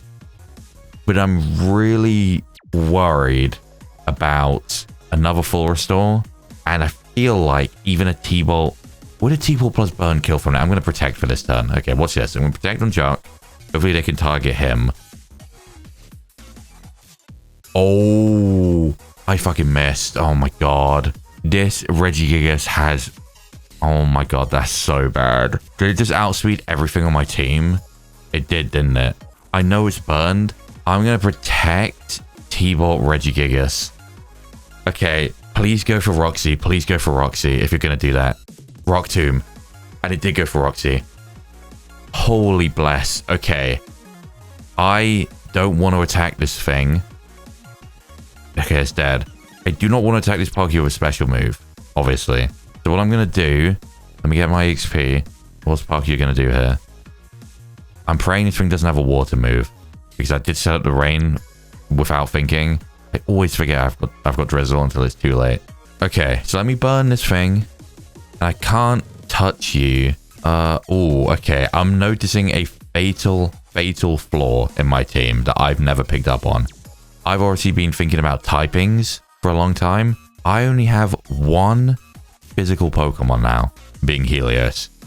Which, you know, of course, is a very good physical Pokemon. But what if I need a physical Pokemon and, you know, what I'm facing is a ground type or a dark type or something? Now what? I might need to consider that, because that's actually really, really not very good. Okay, so let me burn it, and I guess let me heal Helios and get Helios in. There we go. We land it this time to start taking some damage. And just in case it, you know, we haven't seen that fourth move. It's got Mirror Coat. It's got... What else does it have? Mirror Coat, Rock... Is it Rock Tomb? No, it's Regigigas. Mirror Coat, Ice Beam, Earthquake, and something else. Okay. The burn's good then. This thing, for some reason, isn't Earthquaking, even though there's 2 electric types on the field. Seems interesting. Let me get Helios in. Yeah, let me get Helios in. And then I guess I just Protect on this turn. Let's see, what are you going to do? You're going to keep trying to Mirror Coat? Ice Beam. Okay. I'm just have to stall turns. I feel like it's smart to get at least... Well, actually, no, it doesn't matter. What am I talking about? I think I was thinking about it like Metal Burst for some reason for a second there, which obviously it's not. Okay. So I guess I just Psycho Cut Protect. Oh, I forget, even if you heal, that doesn't count as like a move turn for Protect, which makes sense. But I forgot. This probably won't kill. Yeah, but that burn should take it out. Wow, man. I feel like we were quite fortunate in this battle, which makes a nice change. It's very, very rare that I feel like I get lucky, but this time I did. That miss by Regigigas was huge, and thankfully we landed the burn on it. Thankfully, did it miss or did I protect? My protect plays were pretty good, but thank God it, Giga impacted into my protect Pokemon because, bro, Giga Impact, even from a burnt Regigigas, you can imagine that a burnt Regigigas, right, in this game is the same as Regigigas usually before it gets slow start gone. Slow start obviously does hinder Regigigas, but you'll know if you face one, it still can hit somewhat hard. So a stab Giga Impact still would have been absolutely insane. Also, if at any point, I had air slashed or T-bolted, God forbid I'd fucking T-bolted with Roxy and that thing mirror coated. That thing had fucking mirror coat. I'm telling you, bro, I hate those moves. I've been saying this the whole playthrough, especially since, Hestia got hit with that metal burst and somehow survived. I hate those moves. They're so goddamn cheap in this game because I don't know who's going to have them. But we made it. We made it. I got jumped with this battle. I wasn't even healed up or anything, but we made it. Also, I'd like to say that, in my opinion, was a massive, massive redemption. That was the battle redemption that I wanted for Whitney. So obviously, I've been wanting to face her because of the original battle we had was our only single battle, etc. That was great. Not only did we finally get a double battle with Whitney, but her team was nuts, bro. She had what? She had Miltank, Staraptor, Mesprit. Wait. She had Miltank, Staraptor, Garchomp, Mesprit, Regigigas, Palkia. Dude, 4 fucking legendaries. She had 4 Sinnoh legendaries, right? Mesprit, Palkia, Regigigas. Oh no, 3. And a pseudo. And Garchomp. Garchomp, Palkia, Regigigas, and Mesprit is insane. What a fucking Sinnoh team. Amazing. Amazing. Oh, still not enough. We've been practicing so much. Oh well, haha. It's a shame, but I don't mind losing to you still.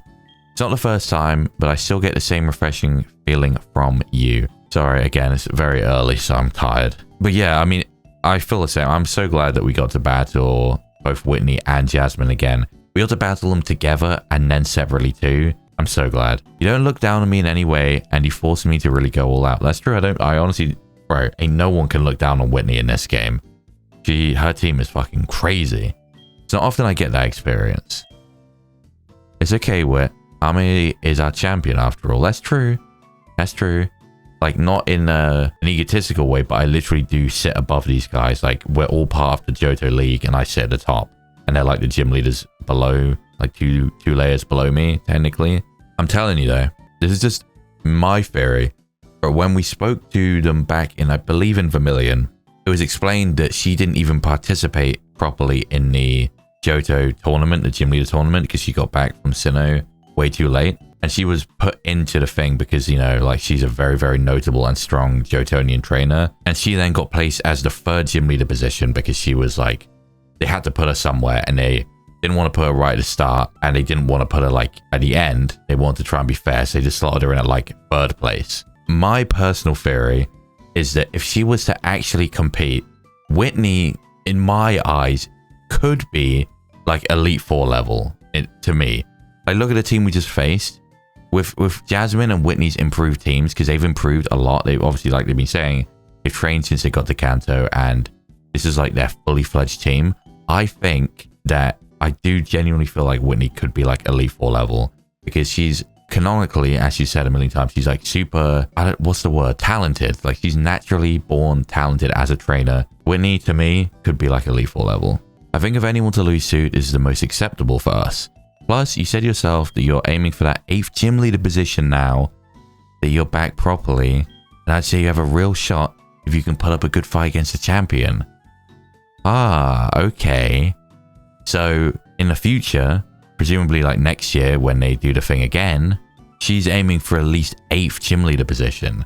So that kind of ties into what I said. Because even if she lands 8th, then she's like 1 below the Elite 4. So she's damn near Elite 4 level. I reckon she could easily be 8th gym leader, if not Elite 4. Oh, aren't you just the sweetest? I know you're being earnest too, which is why I appreciate you so much. These two are adorable, by the way. It is so nice that like you've had these two characters and they've actually ended up becoming friends when that's what I wanted. Well, I mean, it's what Jasmine wanted and what I wanted for her. Make sure you put up a good fight with me in the tournament when the time comes to. That's true. That is actually very true. Now that they're like, you know, proper friends like this, they'll be facing each other in the tournament and everything. And you too, Army, you will be competing in a tournament next year too to keep your position, right? Right? Do I have to? I guess I have to, right? Yeah. Even as a champion, you have to. Well, honestly, the champion's the worst position to be in because you have to maintain it within the tournament, but also you have to maintain it with challenges too. And, you know, with current regulations, it seems like it would be very difficult for challengers to take the spot, but even still, you have like it doubly as hard, which I guess is fair for being at like the top, kind of. But yeah, I'll be doing it. Yeah. Oh, yes. Yes, that's great. We can all face each other and get seriously again. Good luck, Army. You should go and pay your respects in Pallet Town on your journey south since you'll be passing through. That is my next step. Damn, we're so close. Oh my god, it's literally right there. I think it's an important thing for anyone here to see. Sometimes the most difficult to stomach things are the most important to bear witness to. At least I think so. I actually agree. Now, you know, there's limitations to that. There's a limit to it. A certain level where it's kind of, something is just kind of shock value, right?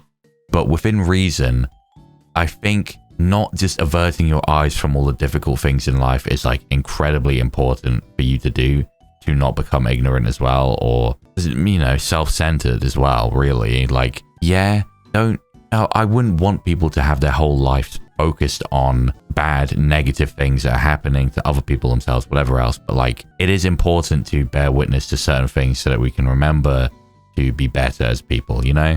Like something like this, like it's important for you to see, pay your respects and whatever. Ooh, a moment of Jazz wisdom. I love as well how like, she's just always teasing her, kind of. That's like one of my favorite dynamics between characters is like the kind of shy, more reserved one, and then like the teasing friend. I like that. You should have taken it in, Arme. He is actually just messing with her. Hey, I was being serious. I know, but you know how I like to mess with you, teehee. Wit. Yeah, that kind of dynamic between two characters, two people, I always think is like super sweet, you know? Being serious, I think Jazz is right. We never made it as far south as Cinnabar. Oh, okay, so they didn't go like all the way down south. Oh no, that's right. Yeah, they said they came back after they got to Pallet Town because like Jasmine kind of just wanted to be away from it. Down to Cinnabar where you're headed since we wanted to clear our heads. Apparently a tragedy occurred down there too. Oh yeah, the volcano. This part of the region seems to have been through much. True. But please stay safe.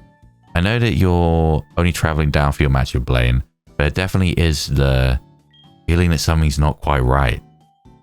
I do like as well. So Whitney, of course, as we found out, is a character where she's quite, what's the word? I almost said goofy, but that is not the right word. She is very like almost bordering on silly. Like she's very outgoing, very loud. You would almost see her as like a kind of like ditzy type of person, right? But actually, not only is she good at battling, like naturally good at stuff, she is actually quite perceptive, which I think is something that came through in her story with the whole thing with people talking shit about her and everything and how she actually was aware of it. I think that, you know, she is quite a perceptive person. And so she can also notice that something feels off, which obviously we've been saying for a while is the case. And based on what Silver told us, all roads seem to be leading to Cinnabar. So she's not too far off by saying that, you know, something down there is feeling a bit off. Just be careful, okay? I think me and Jazz are going to stay here in Viridian City for a while. Not only are we exhausted, but by the time you face Blaine and return, the gym leader should have returned. So then we can watch your match in person again. How exciting. Oh, yeah. Yeah, they're going to stay here and then, you know, when we face the 8th gym leader, then they'll be here. Yes, I'm looking forward to your match. After the Viridian gym, you'll have collected all the Kanto badges, right? Damn.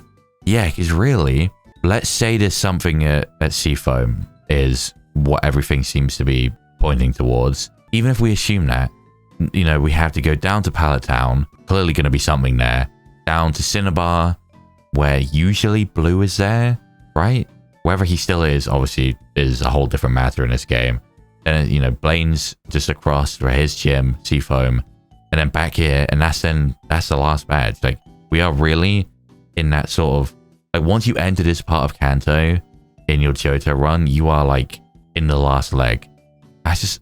I don't know, man. The fact we're here already is just so wild to me. Time flies, huh? It does. It really does. It feels like only yesterday we arrived here, yet your gym journey is already coming to a close. It really is crazy. I mean, for me, how long has it been? For me, it's been about a month, I think, in real time since I started Kanto. So I think one of the reasons it feels quicker, A, it's quicker because I think Kanto and Gen 2 is just quicker than Johto because it's not the main region. But then the other thing is, Johto probably felt a lot longer because my recording of it was a lot more spread out. Whereas this has all been within like a month. It's all, I don't know how, you know, exactly how long it's going to take me to finish this, but all of Kanto is probably going to take me about 2 months or like a month and a half, which compared to damn near all year for Johto is completely different. Now, a lot of the Johto stuff comes from the hiatus, but I just mean mentally it makes it feel like it was a lot longer. In-person viewing of the league matches are usually reserved for people of a high enough position. Oh, only people of a high enough position, right. So, I see.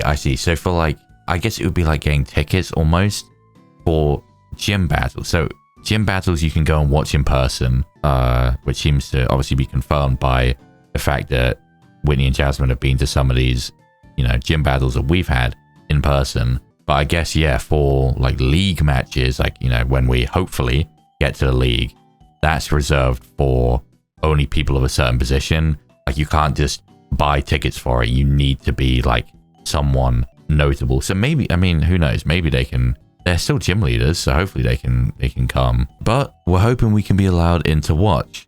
Maybe if you tell them we're your friends, we can get special permission. That's true. I'll let Wit do the talking. She's good with that sort of thing. True. I mean, I'm sure that she could probably convince them, right? I'll see what I can do. I want to see you face down the Elite Four and champion with my own eyes. Anyway, Ami still has lots to do, so let's get out of here and find somewhere to stay in the city, Jazz. It's nice here, so I'm sure we can find somewhere good to stay until Ame gets back. I'll shoot you a message soon, Ame, so let me know once you're on your way back. Good luck with your match against Blaine. We'll be watching and cheering you on from up here, of course. Oh yeah, because they can still watch it on TV. That's the other thing, you don't have to see in person. These matches are obviously all televised, like Johto as well. Yes, good luck, Ame. I'm sure you'll be fine as usual. Stay safe. Bye-bye. Alright, bye, guys. It is very nice, you know, go away, Professor Oak. It is always very nice, you know, having these two to see within certain intervals, you know. I think it's made Kanto much nicer, personally. I'm a big fan of it. I was happy to, you know, see them again at all. There's still an item here, there's not. I was just happy to see them at all, but the fact that, you know, we're friends and like we've been seeing them intermittently throughout Kanto, in Vermilion, in Fuchsia, in Viridian, is very nice. Also, the other thing is, like, I was thinking about when they were talking and they were saying like, oh, you know, we're going to find a place here in the city to stay. And I was thinking, originally in my mind, well, where would you stay? Because there's only like 2 or 3 houses in this whole place.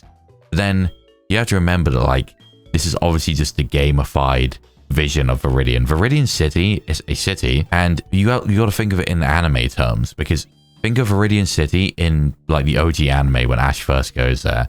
It's actually fucking huge. So they would be able to find somewhere to stay. Okay, new thing. Can we get a heat rock? Absolutely not. Okay, so we've obviously defeated Whitney now. That was fun. That was great. But I do have some unfortunate news that I don't think I'm going to make it to Pallet Town today. This is obviously quite common. Quite a common occurrence for the series, but things have just taken far longer than I anticipated. Problem is, in Kanto, I can't really ever know how long things are going to take because the amount of new events and new stuff going on. For example, that whole Jasmine and Whitney thing that just happened. I didn't know that was coming, and that's just taken up another 30, 40 minutes, however long. It's impossible for me to know half the time is what I'm saying, and talking of Silver took a long time because I know I sit here and I yap a lot, but like, you have to understand this is a, you know, this is a special one-on-one story, and there's a lot of mysteries and like trying to connect threads and stuff of story. I have a really fun time sitting here like trying to think about what's being said, theory crafting and analyzing what's being said. And I know in the end I end up sitting there for ages. Like, I know for a fact when I was talking with Silver and Mount Moon, I was there for ages. And even when I, you know, edit it down, it's still going to be ages. But like, that's a lot of the fun to me, is we have the story being presented here. I don't know any of the answers, and I can sort of piece things together, or, you know, at least try to.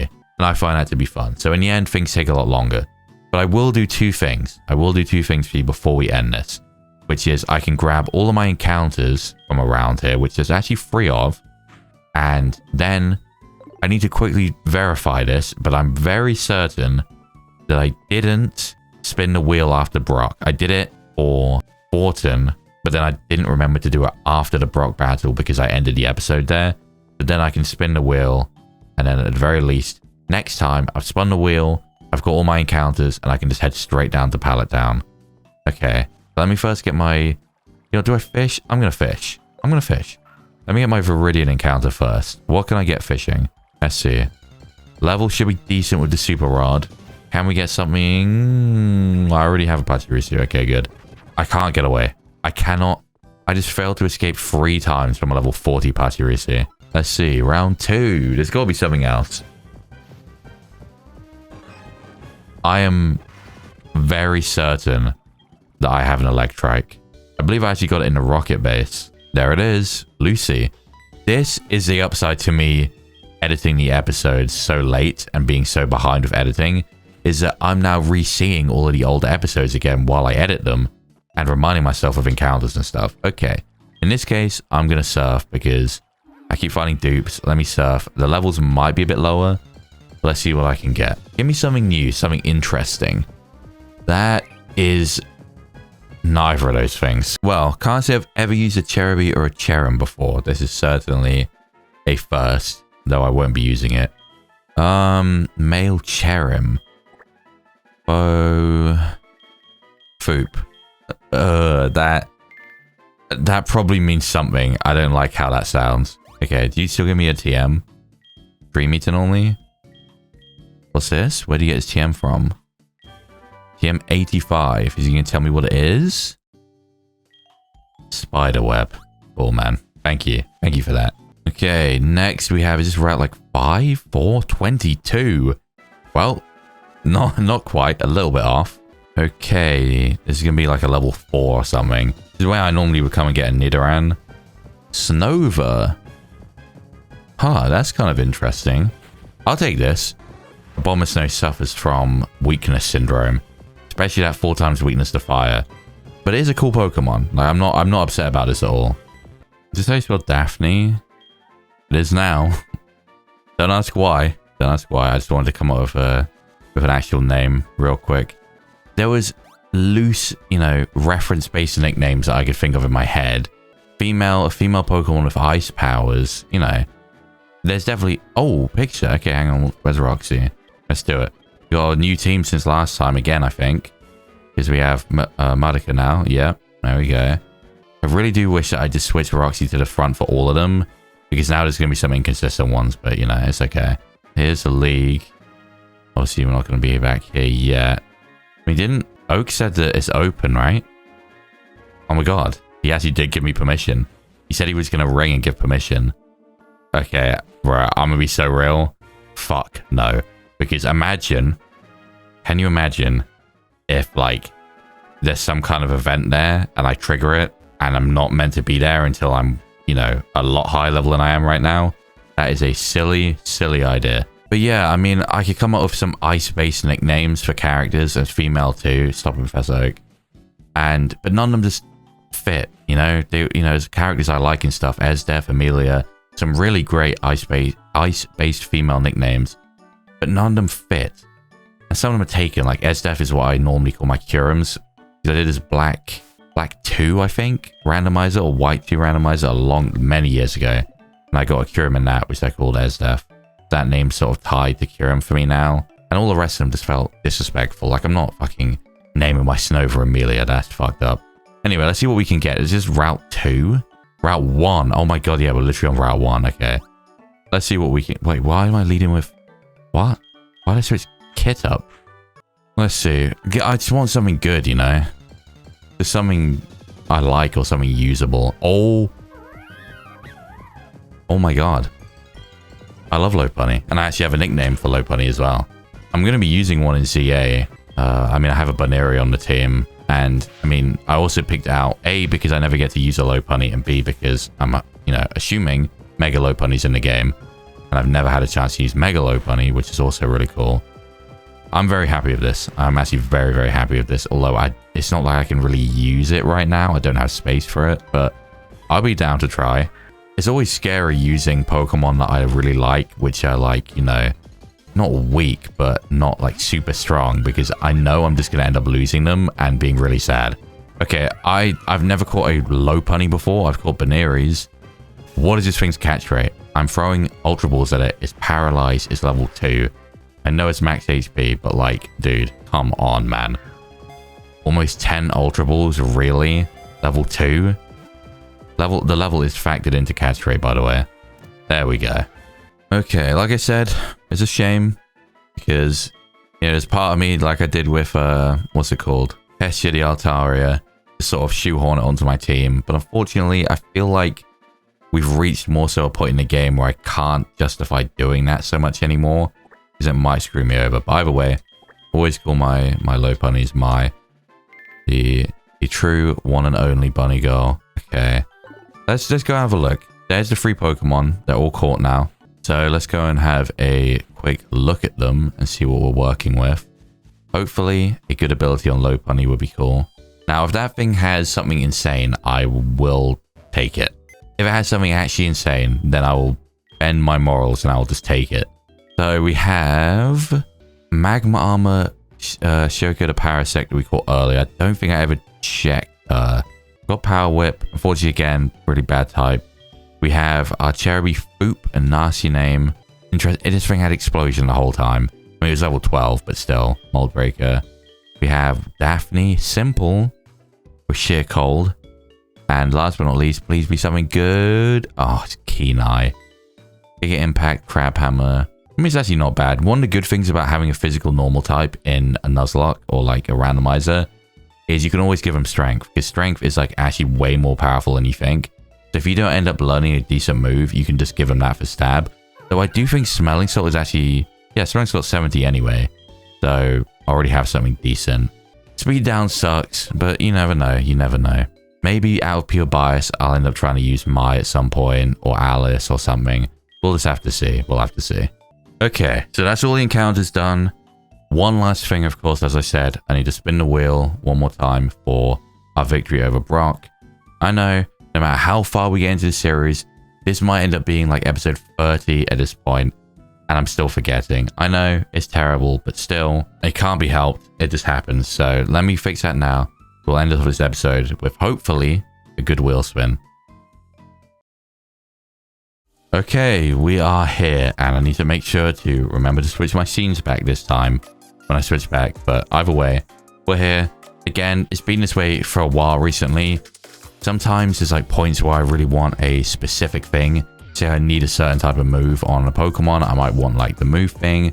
Or if I wanted like, you know, PP on a move, then I would want the item to get a PP max, etc.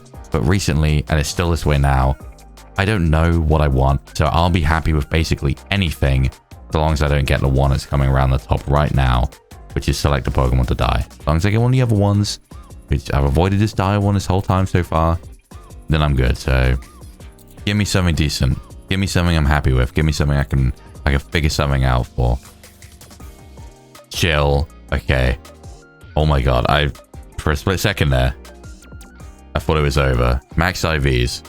I mean, that's just obviously like, that's a win no matter what, that one. So let's think.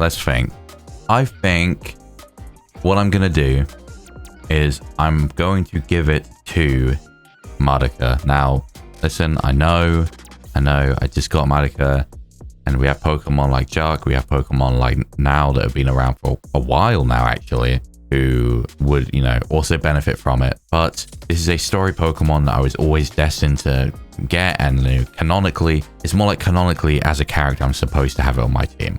And I really like it. I really like the name that I have, like the whole Homer and Madoka thing. I really like Celebi. It's a great Pokemon. I want to keep it. It's a great grass type too to have. So I'm going to lock it in, I think, for Madoka. And I'm back. So I've sorted it out. Madoka is here. So Madoka, obviously I don't check, as I've always said, I don't check before I do these things because I personally consider it to be kind of cheap to do so. But I actually do think this is worth it. So Madoka actually had 30 IVs in both HP and special defense. So they were almost maxed. I was always going to be bulky specially. But pretty much all my stats were pretty bad. Other than that, apart from like my special attack was okay. And my speed was, I had 2 speed IVs. So I've gone up a decent amount. My speed has gone all the way up from like 130, 140 to like 166. So this is definitely worth it. Increases my bulk, you know, physically, especially, and my HP a bit. Gets my speed up, gets me hitting a little bit harder. Just good all around. Celebi, like Mew, and like Jirachi and stuff, is a good all-rounder since it has base 100 on across the board. So yeah, I mean, definitely worth it. I'm happy with my decision. I'm hoping to keep Madoka with me. I just realized, isn't it dry skin that makes you weaker to fire? It is, isn't it? There's no way, bro. I think it is. It is, because this is what, yeah. This is the problem with Parasect. Oh my god, it didn't even click with me. Oh, that's I don't know how I feel about that, really. I didn't even consider that. I need to see if I can find an Oka Berry. The Yachi Berry is cool, but now I've realized my ability. I low-key, high-key probably want to find myself an Oka Berry again. But I'll have to figure that out. Anyway, Madoka's looking good. So yeah, I mean, that's going to have to be it for now, I'm afraid. I'm sorry, you know, mentioning Pallet Town, saying last time and this time that I was going to get there. Didn't know there was going to be so much talking in Mount Moon and like so much analysis from me. And then there was a whole Celebi event in Viridian, you know, like, well, in Viridian, in Celebi's domain. I didn't expect that because I didn't know when that was coming. Then there was a Whitney battle I didn't know about, and, you know, Whitney and Jasmine interaction. There was just a lot more going on than I anticipated. If it was just Viridian Forest and then just Viridian City, so, you know, no Celebi encounter, no Whitney battle, I definitely would have made it to Pallet Town, but there's too much going on. But it has been, in my opinion, a fantastic episode. And unfortunately, one annoying thing is, since I'm going to, you know, have someone staying with me for a while and focusing more on CA, as I've said before, it's going to be a little bit probably before I get to play the next episode, which isn't the end of the world, but like, I'm so close to Pallet Town and I really wanted to see it. I really wanted to see what's going on there. Hopefully, I imagine, get an explanation when I'm there about something. I don't know, but like, I've been waiting so long for that one and I'm having to go on a mini pause, a mini break just before it. It's right there. It's Route 1 and it's right there. But I'll save all that excitement for next time. I've got all my encounters, I spun the wheel, so next time I can literally just like recap, double check my team quickly, considering it's probably going to be in a while, and then head straight to Pallet Town. Overall plan for next episode, head south to Pallet Town, see what's going on down there. Then I'll obviously be continuing south down to Cinnabar, depends whether Blue's there, deal with that whole thing, and then go over and face Blaine, and that will be next time. So next time we have Pallet Town and Blaine. Should be a pretty hype episode. Blaine is obviously someone we've had mentioned. Whitney knows Blaine. We've met with Erica. Erica's like a disciple of Blaine, and they have a whole thing. So Blaine's been mentioned. I'm excited to meet him. I'm excited to meet all the characters in this game. So that's pretty exciting. And yeah, next time should be good. Who knows? Like I said, maybe we'll have something in the middle too. The two main highlights should be Pallet Town and Blaine. But who knows if there's going to be a whole Blue thing in Cinnabar still or not. We shall see. However, for now, that is all. So I hope you have enjoyed this episode as much as I have. I think it's been great. W, Jasmine, and Whitney as always. And that Whitney battle was amazing. It's been a super, super fun time. I hope you've enjoyed it. But I will be checking out for now. I hope to see you in the next one. Hope you're enjoying. And I'll see you next time to finally unravel the Pallet Town mystery, hopefully. So I'll see you then. Until next time.